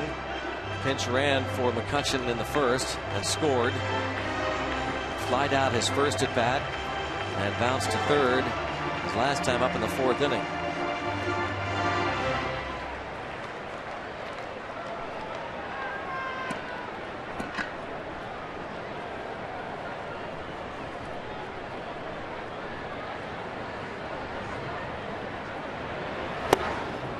One and two. A little bit surprising, even with the conditions, Bob, that Harrison has not given it a shot. Yeah, I'm surprised he hasn't gone ahead and taken off. You know, you have a 6-1 lead, so that's when you can kind of push the envelope on offense a little bit. You know, you don't have to be conservative. You can take some chances.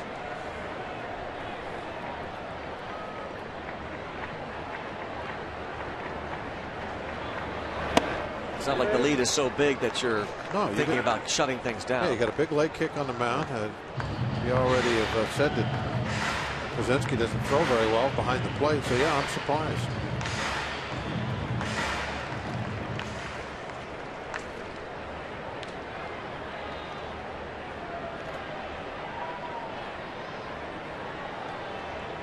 You know, maybe Jay Hay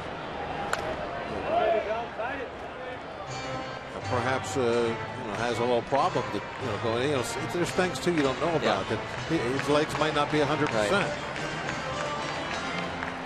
So maybe he's intentionally trying to back off a little bit and not trying to push himself.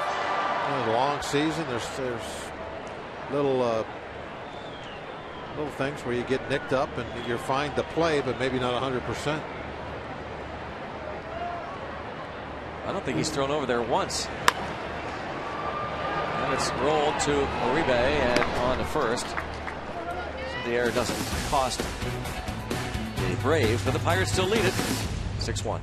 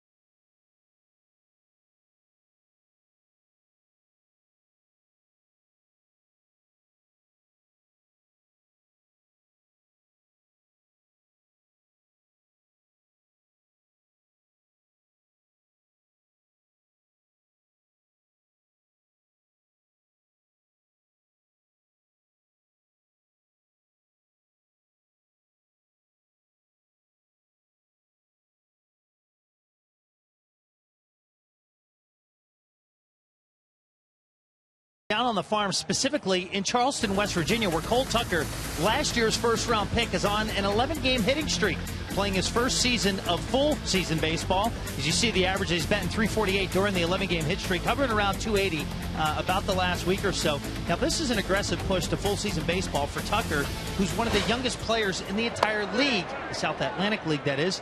He's just 18 years of age.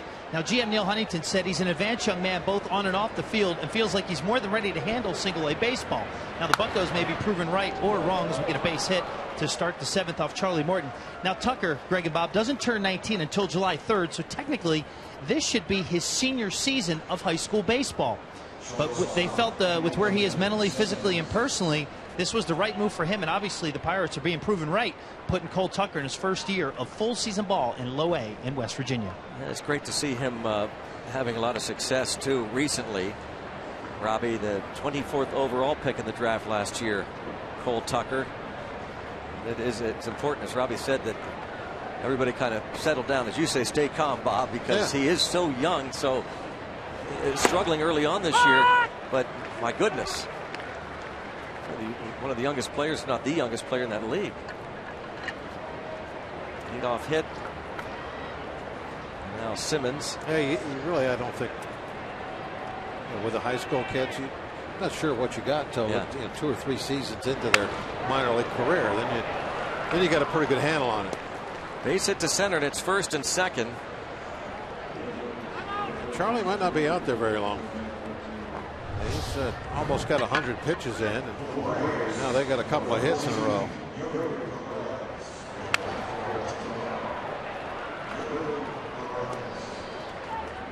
Yuri Perez is announced as the pinch hitter. Ray Searage will come out.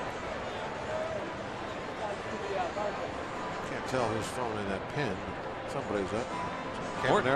Morton had retired 11 straight coming into this inning. It is Caminero up in the bullpen.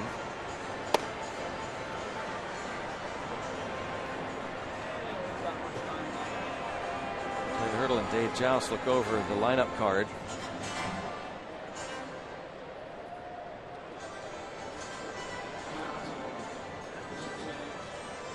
Well, Tehran lasts 6 innings.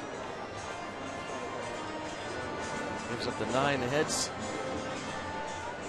6 runs, and 5 of them coming in the first inning.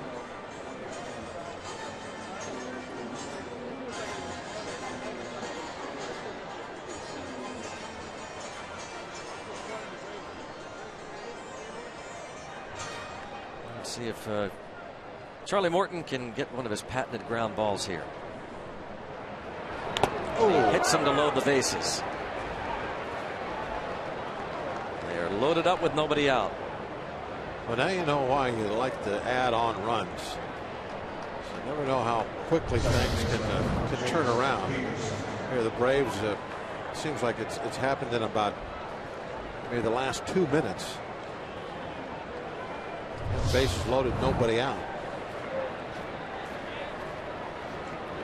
Well, Jace Peterson has reached on an infield single and flied to left twice. Big at bat as the Braves could get right back in it here. And ball 1.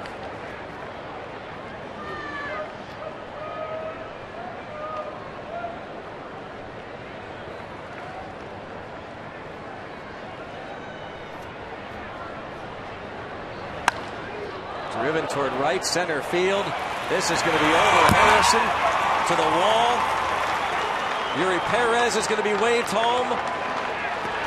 And he is safe, and it is 6-3 with that one swing. 6-4 now as he clears the bases. It's a 2-run ball game.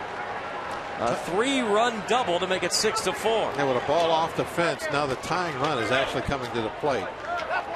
In 5 minutes this has happened. That's how quick it can go, and so important to be able to add runs on. That is going to be it for Charlie Morton. And Jace Peterson's bases loaded numbers are ridiculous. It is amazing what he's done this year with the sacks full. 7 for 11 with 18 RBIs. Jace Peterson and Charlie Morton coming into this inning had retired 11 in a row, but then back-to-back hits and a hit batter and a double, and it is 6-4. The Braves are right back in it.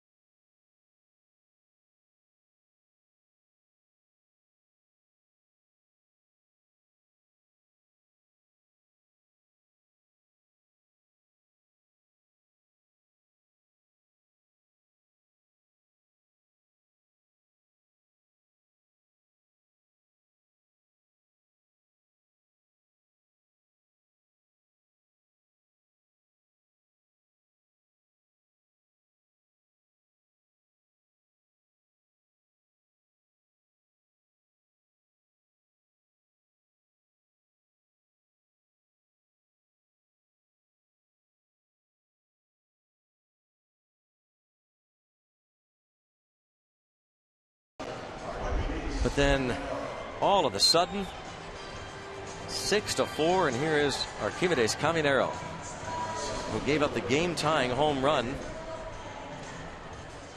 on Thursday to Todd Frazier. The Reds won it in 13.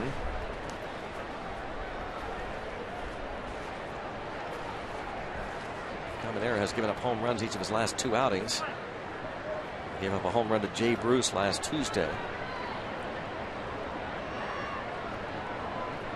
No one out.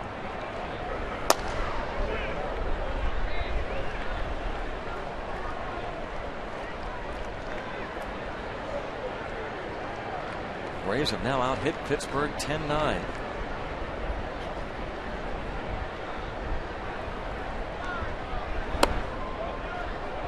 Two and 0.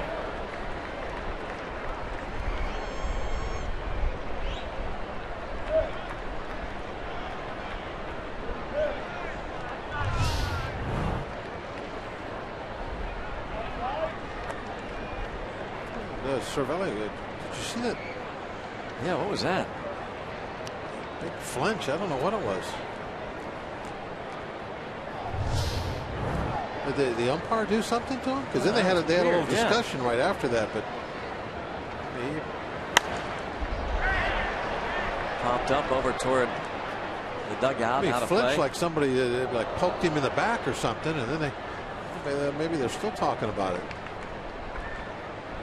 There's some umpires they like to rest a hand on you, and some catchers they don't like that at all. No, he's not being really touched. Weird. I don't understand what the deal was. He definitely flinched. That must have been about the call. I guess Cervelli thought that should have been a strike. But I don't understand the flinch. I know. I mean, could have he reacted like that if he heard ball? Because you know Cervelli. I mean, he is animated to say the least. Everything I don't know. He does. I'm not sure what happened there with the flinch. Unless, maybe a moth flew by, that could be. as the ball was getting there. We've seen some have trouble with moths. He was asking the umpire, did you see that? Fly ball to Polanco. And now called off by Marte for the first out.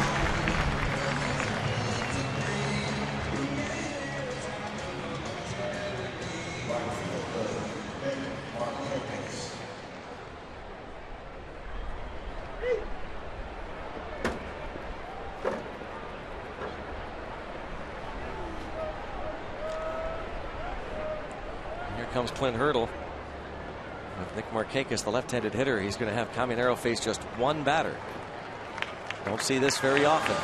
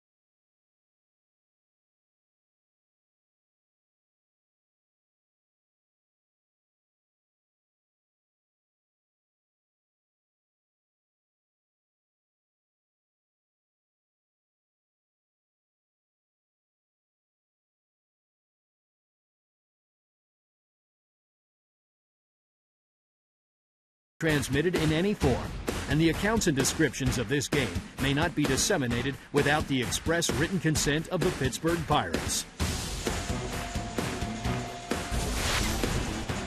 Nissan road ahead, the finale of this series. A couple of left-handers. Jeff Locke against Alex Wood. Jeff Locke make his second appearance of the season against the Atlanta Braves, team that drafted him.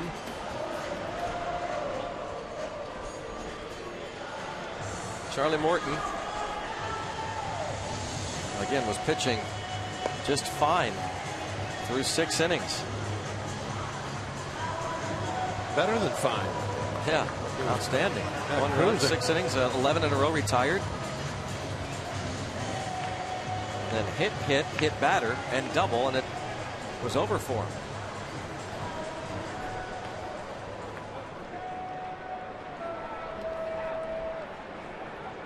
Well, get 2 more outs. And still get the 2-run lead.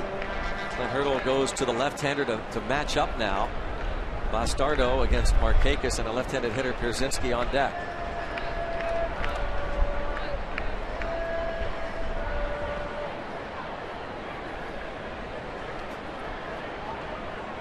It's a game of adjustments for the ball players. It's also a game of adjustments for managers, and Clint Hurdle not as good as anybody.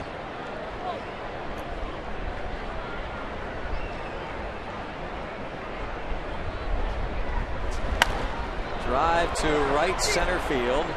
Harrison and Marte. It's going to be Marte to make the catch. Runner at second stops, and it's a good thing he did.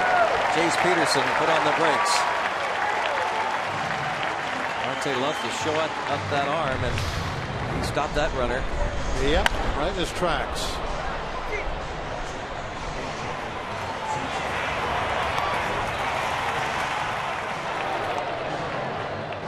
He was going nowhere. Marte backing off that ball, getting a lot of momentum going to make that throw.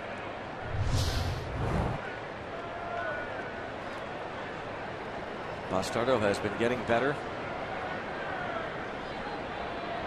Talking about adjusting, and Clint Hurdle now using Bastardo in higher pressure situations.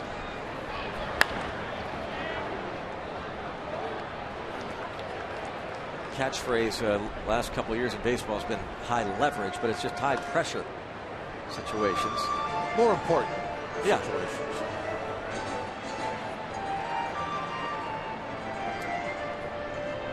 Pierzynski 2 for 3 against Charlie Morton.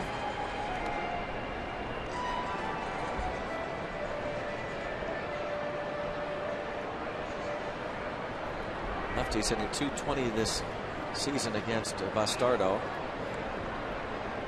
Pierzynski hitting .217 against Southpaws.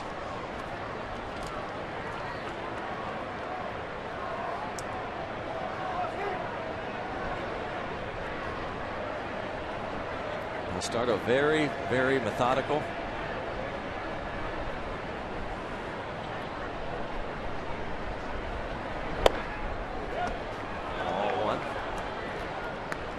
Ball 1 strike.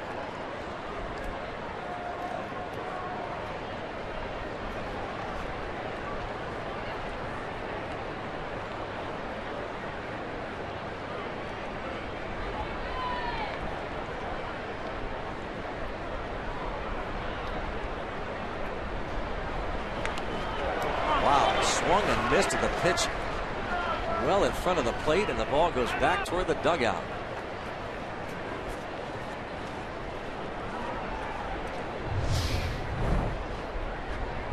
He was fooled.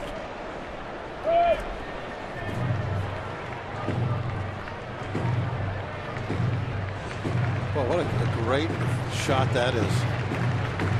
The ball, Greg, missed his bat by a foot.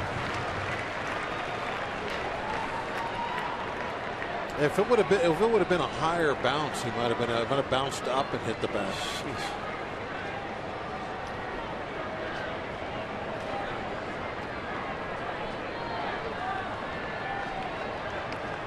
For the same pitch. 2-2.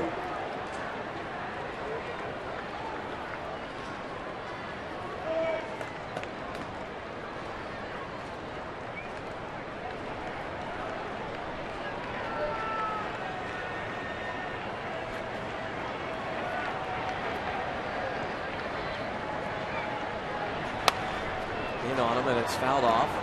And the catch made. Yes. Nice round of applause. Tough conditions down there for the ground balls. They get that water to deal with now. Watch Heidi make this play. No problem. Very nice play.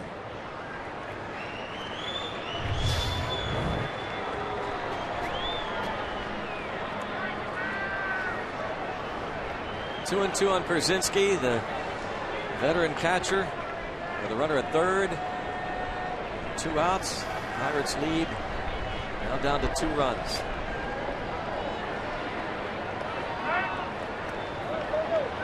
Braves figured they were due to score some runs.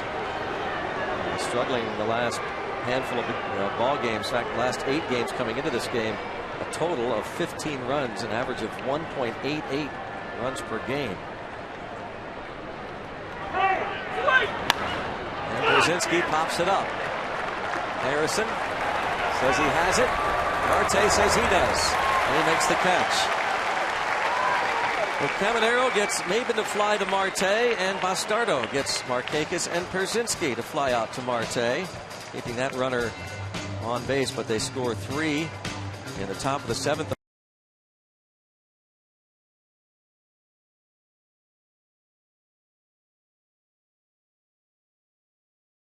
As the Pirates lead 5-4, and join 6-4. everyone watching at home on Root Sports as we sing "Take Me Out to the Ball Game."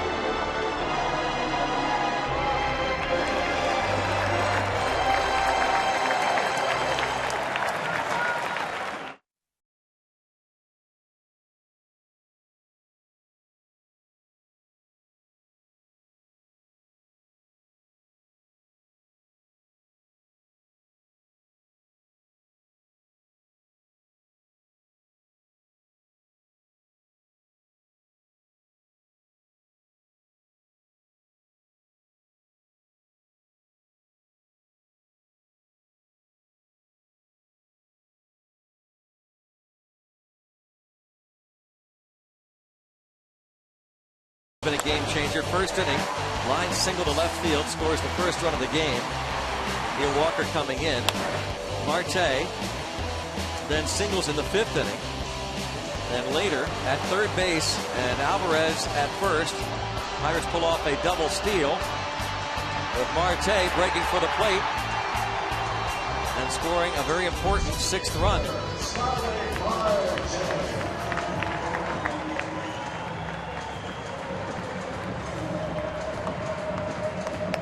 Marte will be leading off the bottom of the 7th inning against the new pitcher Nick Massett.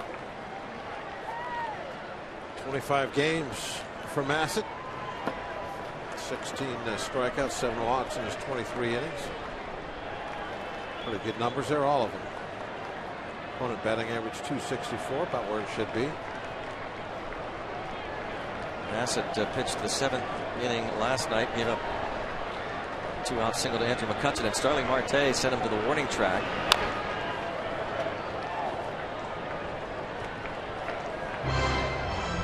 Marte still wearing all that home plate mud on his uniform. Away from the top of his shirt down to his knees.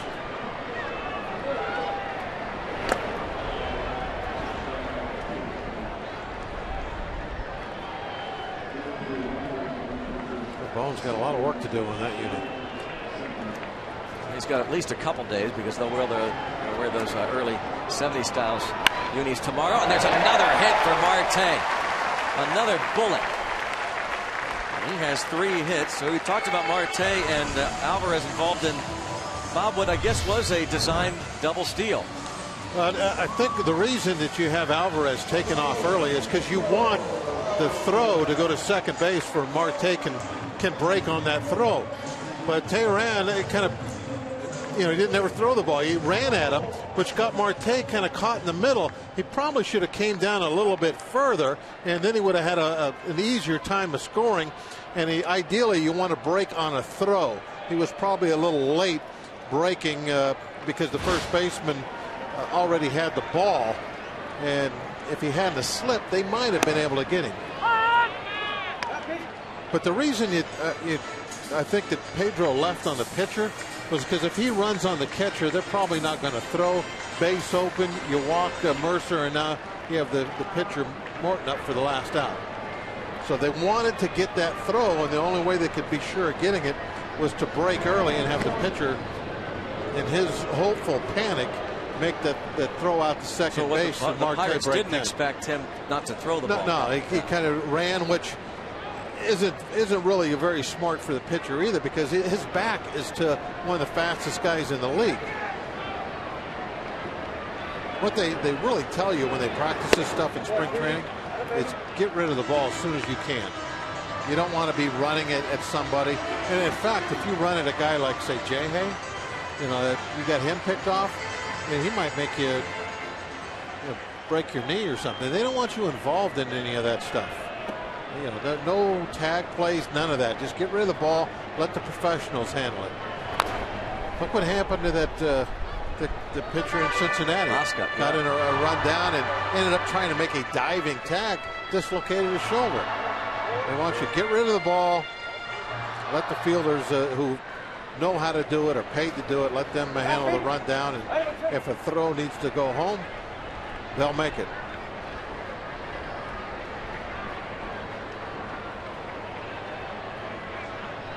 And there goes Marte. Oh, man. He goes into second and then somersaults over the bag. He's okay. Stuck. I don't know if he's okay.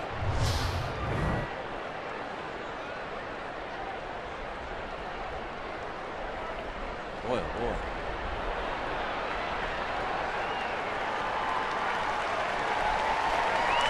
Todd Tomczyk out. Maybe to help Network Supermo. Tell you what, that shows you the force that he goes in there head first, to where getting stuck there. He actually flips over backwards. I mean, that's a lot of momentum. Kind of smiling about it. Ben Potenziano, the assistant trainer, and now the fans get a chuckle. And Marte turns and he sees what happened. And his teammates applaud him.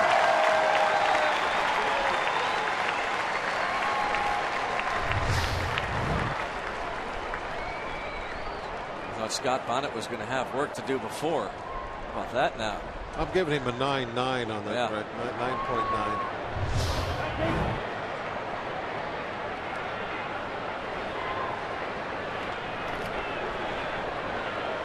So as you run again right away? That would be great. That would be great if he did. I think in the dugout they're yelling at him to go. See what he just did? He's like waving him off, saying, no, I'm not.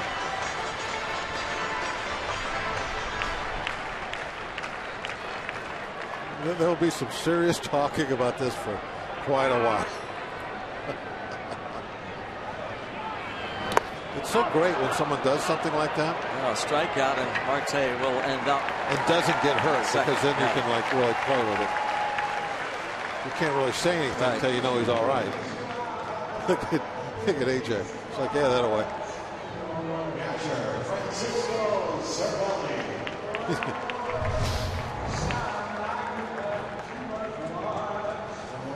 That's pretty unbelievable. How about him keeping his hand? Yeah, I know. Because the reason he slid is he doesn't know what is going on behind him. He just knows it's a foul ball.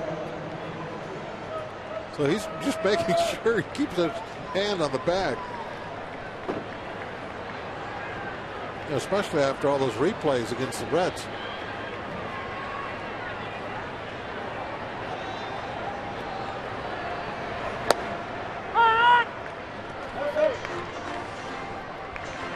Marco Cervelli, RBI single in the first. He's 1 for 3. They might put that on a loop, yeah, the big screen yeah. in the clubhouse after the game.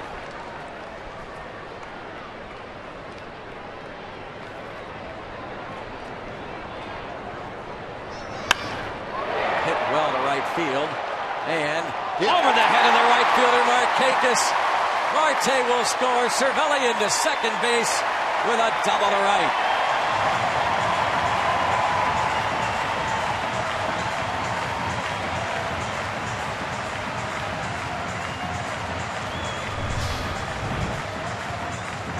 And another important run. We saw what can happen, how quickly things can turn around. So take advantage of every opportunity, and Cervelli does. Marte waited until that ball hit the grass and then took off. A neat look here from waiting. Behind the dugout, fans react.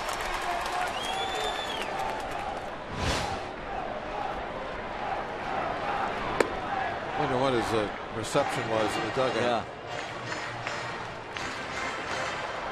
9 doubles for Cervelli, 2 RBIs. Get the dirt out of his ears. Oh, man.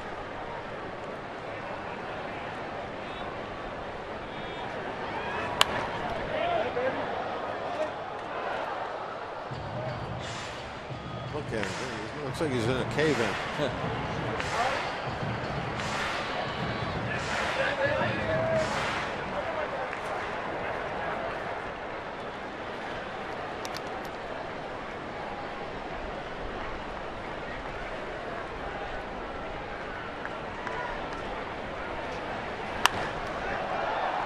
The other way. Johnson near the corner. Makes a nice play. Kelly Johnson.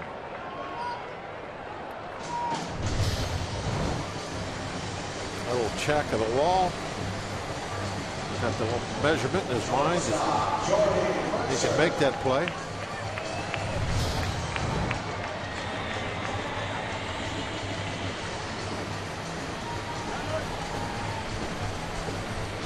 Jordy Mercer, Jose Tabata will come out on deck.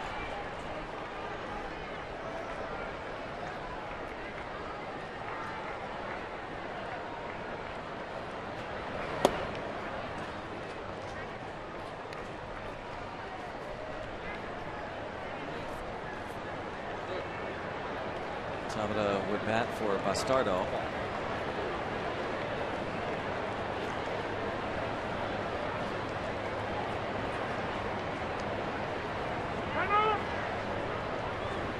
Probably see some double switching if Tabata does not bat. Sean Rodriguez maybe goes to first.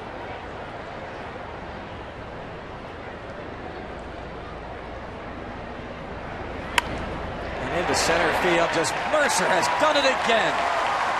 Jordy Mercer's second RBI hit of the day, and the Pirates now lead it 8-4. Now he's trying to get a little payback too from the baseball gods on those line drives that he was hitting earlier right at people. Well, this ball ate him up inside. He just kind of muscles it, though. Gets it to the outfield just enough for the RBI hit.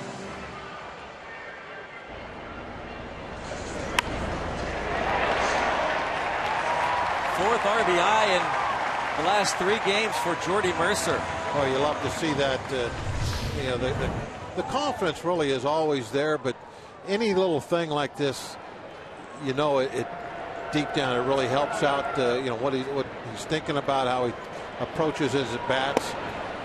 He doesn't have to you know, to be thinking, wow, I'm taking good swings, I'm hitting the ball hard, I'm getting nothing for it. And that has to be just so tough to you know, stay positive when that's happening to you. Bastardo now is going to bat with the 4-run lead. Clint Hurdle can save an arm in the bullpen. Bastardo 0 for 6 in his career at the plate. Old school, no gloves.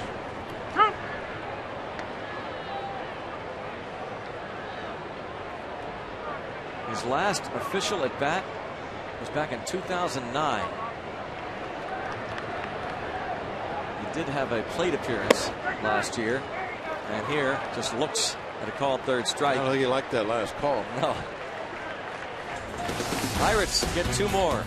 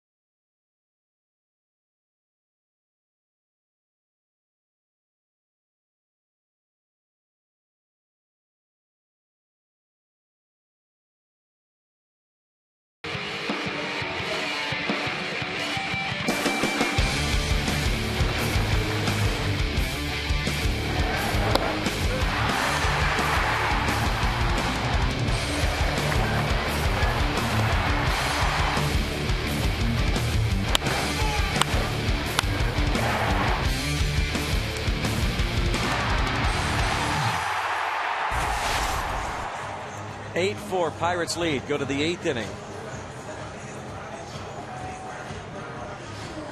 Sean Rodriguez takes over at first base.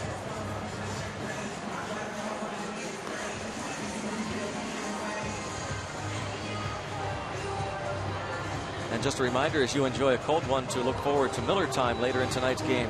Brought to you by Miller Lite. Starling Marte. Been all over the bases, and hearing it from Josh Harrison about that tumble into second. And he's done a heck of a job, Marte. I think the fans in center field might even get on him a little bit about that one. It's everywhere.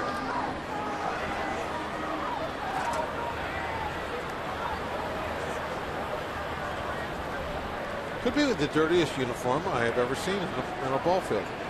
It's not just the front and the sides, it's in the back is dirty. Everywhere.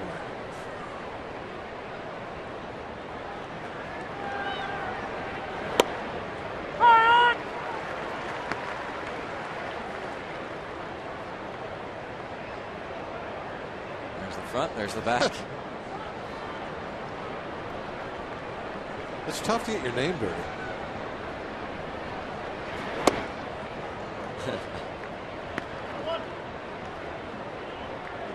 You gotta flip over on your head to get your name dirty.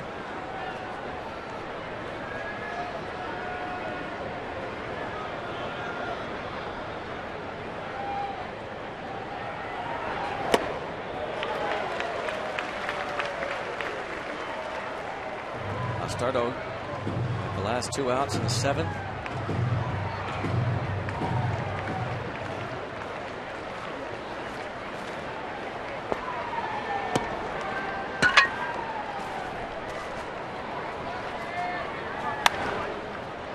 In the air to right, Harrison. 3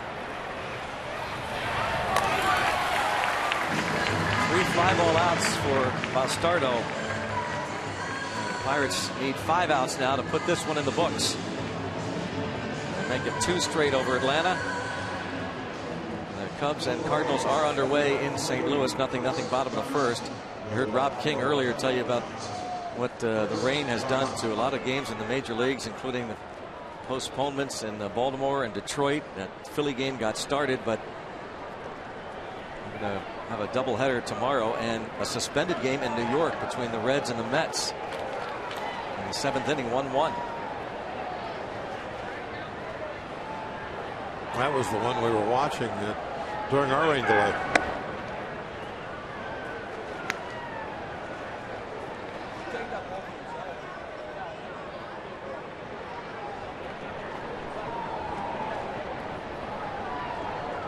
Chris Johnson bats for Kelly Johnson.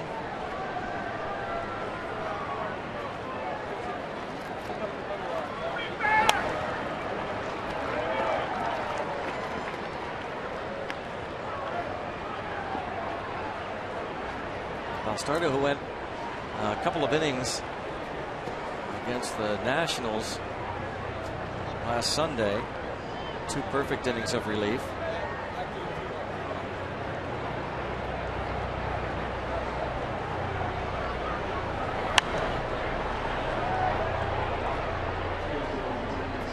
This would be a big help if Bastardo can get back to being effective, as he often was with the Phillies.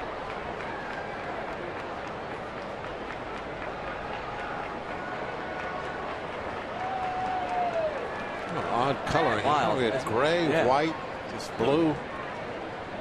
Sky just doesn't want to make its mind up.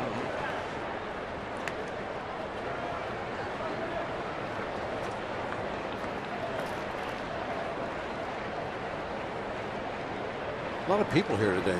It's a nice crowd. Yeah, they hung out despite the rain. Wanted to see the different They put colors of the sky. They had their misting suits on. They were able to sit through the mist. Oh, nicely done. A strikeout for Bastardo. See how many people are here today. How about this? 36,417. Very nice crowd. Just shy of a sellout. Concluding game of this homestand tomorrow. 3-game series in Detroit, then back home next Friday. I hope you'll go to pirates.com and get your tickets. Maybe we'll see you here tomorrow for a Kids Sunday.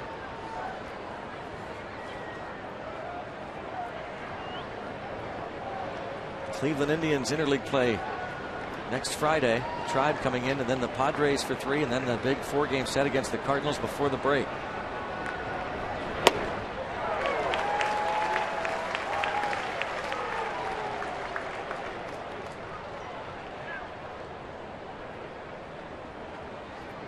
Two up, 2 down for Bastardo. Terdoslavich is 1 for 3. He singled to start the 7th against Morton, and he grounds this ball to second. Oh, what a job by Bastardo.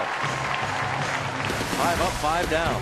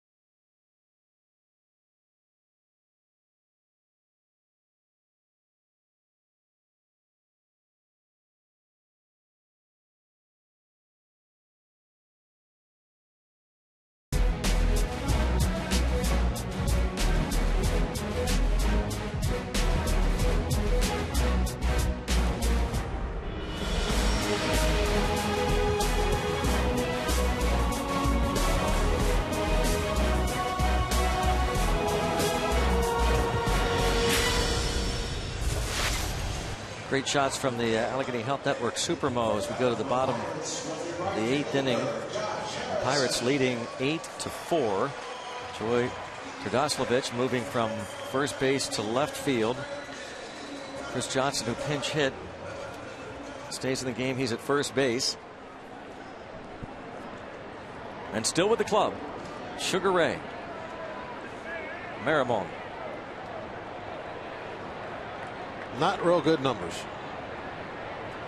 but he's still here, so he can make them better.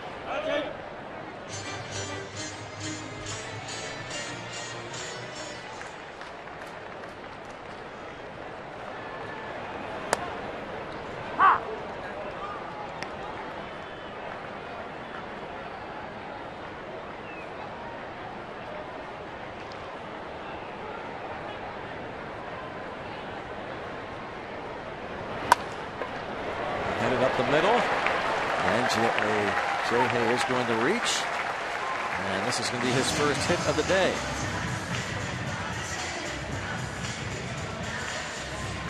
A little off the end of the bat, you can hear kind of a hollow type sound as he hit the ball. One hit very hard, but well placed.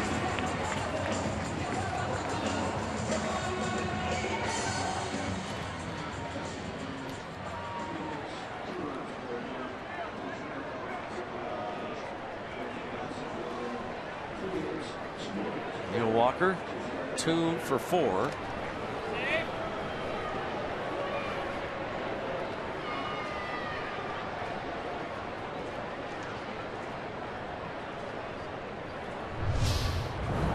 they're throwing over there Jay now. Yeah.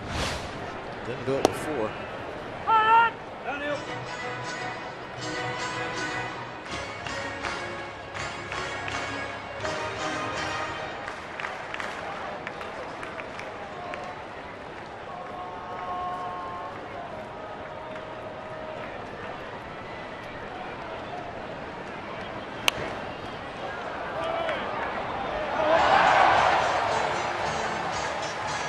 Nice catch, I'm guessing. Didn't see it.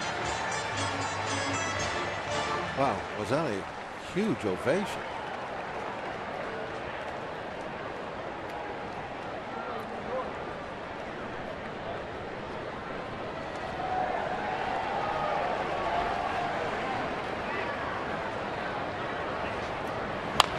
Walker bounces this to first. They get one. Nope, will not turn 2. Johnson to Simmons.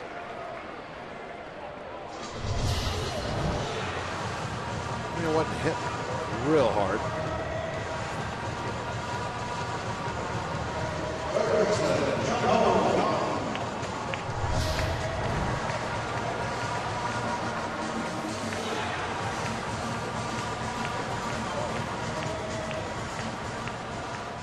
Jung-Ho Kang 0 for 3. And a run scored.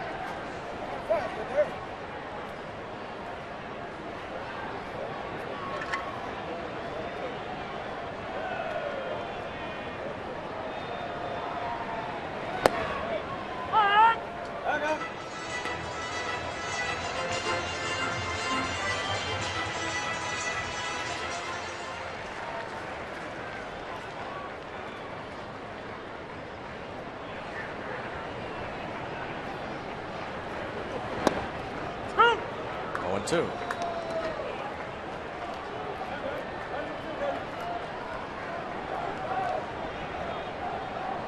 Yeah, Greg, the one area that the offense hasn't done much this year is in home runs. This is one area where one guy who could maybe do something about that for the second half of the season. Getting a lot of playing time now. And certainly has a history in the Korean League to hit a lot of long balls. It's going to be interesting in the second half. We're not there yet, of course. We've got some time before the All-Star break. But Jordy Mercer, now that he's hitting, Gong was playing a little bit of short. So Mercer's out there every day. Harrison has been playing some third, second, and right. With the Pirates hoping that Polanco catches fire. And Walker, for that matter. And so if everybody's hitting, and you'd hope that some of those guys, Bob, would provide a little bit of pop, including Neil Walker. You need to get some more long balls. Yeah. I mean, I guess you don't absolutely need it. I mean, the team's doing pretty well the way it is with the 10 games over 500, hopefully after today. But still, the second half of the season, you want to improve some areas. The offense is a spot that you would like to at least get some more consistency out of. And the home run ball would help out a lot, putting up those runs. That double play will end the bottom of the 8th. 3 outs to get. 8-4 Pirates.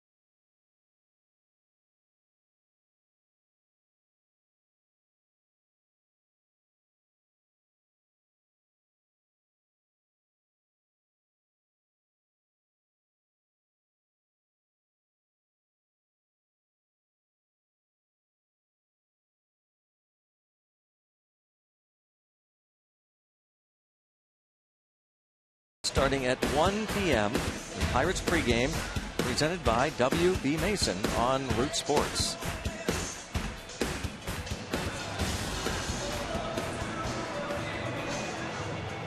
Here is Deolis Guerra, who is making his major league debut at the age of 26. He was originally signed as a non-drafted free agent out of Venezuela by the New York Mets in 2005 and traded to the Twins 3 years later. Part of the deal that sent Carlos Gomez. Yeah, Gomez was part of that deal back in 2008. His opponent batting average in AAA just 165. Sometimes, Greg, you see that low batting average, but then you look up at the walk number and you say, okay, he's not throwing very many strikes, but he's only walked 8, which, I mean, that's not a control guy in 37 innings, but still, that's not too bad considering that he's not giving up any base hits. So definitely fine numbers. Nice rainbow look, huh? Oh, yeah. Our second rainbow of the day. Mm-hmm. I don't think the second rainbow was nearly as long, though, as the first one. A little short bow. Little bunt try, Guerra, and his first pitch in the big leagues is an out. A pop-up bunt try.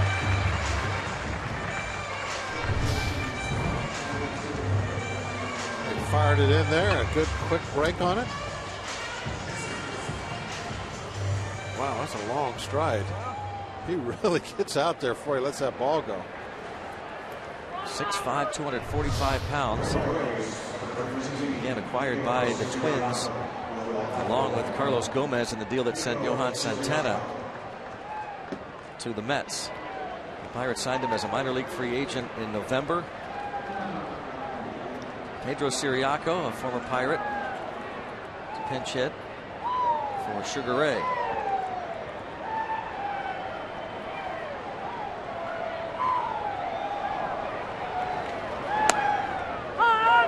Saw Guerra pitch in spring training.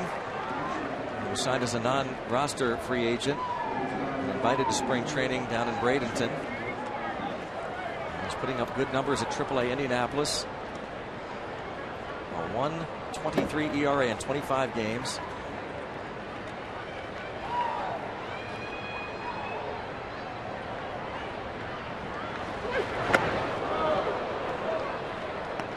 Didn't quite get that breaking ball out in front. Let that one go a little on the early side.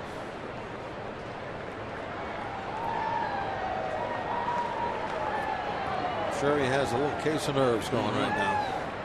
Almost 9.5 years in the minor leagues before making his big league debut. Yeah, able to break that one in the top part of the zone. When you see a guy like this making his big league debut, a pitcher, do you automatically harken back to do you think about what he's thinking? Is that not a natural thing? No, I didn't. What I just thought about is how exciting it has to be because of how long he persevered. I mean,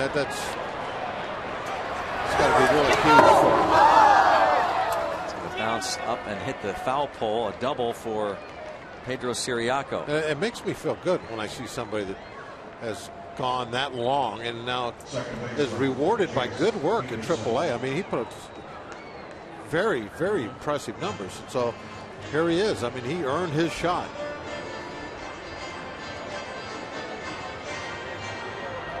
Ray Steerage called time. He's going to go out and just kind of make sure that first hit he's ever given up is not any ill effects. Save big on Pirates baseball this season with the Port Authority Connect card. You save up to $10 per ticket to Sunday through Thursday Pirates games. Get $10 off on lower outfield box and outfield box tickets and save $6 per ticket on outfield reserve and grandstand tickets. And you can go to pirates.com/connect card for those savings. Pirates.com/connect card. Ray Steerage out to settle down Deolis Guerra from Bolivar, Venezuela, making his major league debut. And Tony Watson, just in case, Clint Hurdle would prefer not to use him, but just the fact that he has to get him up will count. Pirates keep track of all that, so it won't be a full day off for Watson. Now, sometimes you can get up and they'll tell you, just toss, just play toss. But it looked like he's actually trying to get himself loose so he can tell him, okay, I'm ready if you need me. Looks like he would be used in the closer's role. Mark Melanson having worked back-to-back games. And the reason they'll have you just get up and toss a little bit, you get the blood flowing, and that way if they want to get serious about it, it's not going to take you as long because you've already started to play a little catch. But just playing a little catch shouldn't really hurt you. Oh, nice looking off-speed pitch there. there. Beautiful. From Guerra. Outstanding change up there. Nice arm action. Good location on this pitch. As you can see, the uncomfortable swing. That's a good looking change up, isn't it? 1-2. What is he here? Going to throw here to Jace Peterson. Curveball. Hello.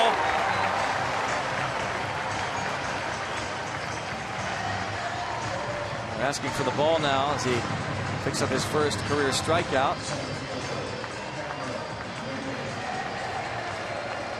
There's a keepsake.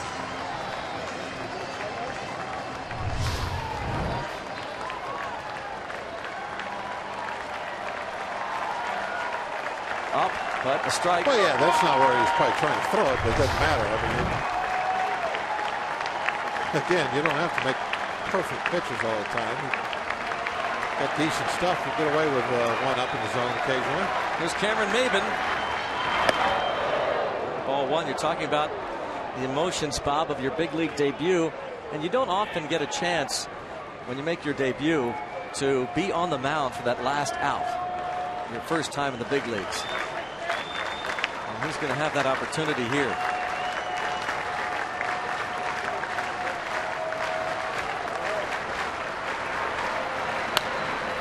To the shortstop, Mercer. Raise the Jolly Roger. Deolis Guerra.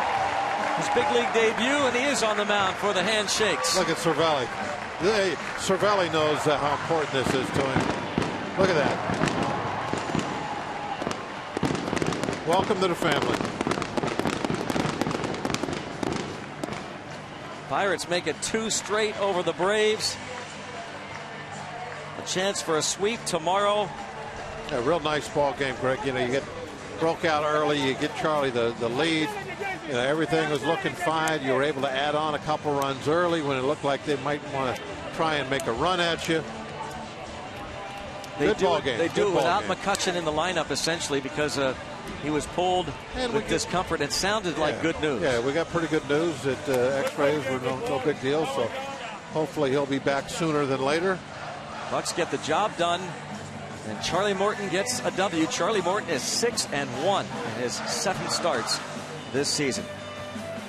Dale Isguera, Clint Hurdle also knows about the work that he put in. And the Pirates get a nice team W. Let's go out to Robin T. Guys, thanks very much. And Teak, you know, we talked about the importance of last night's win. You had that 8-game winning streak. You don't want to give that back.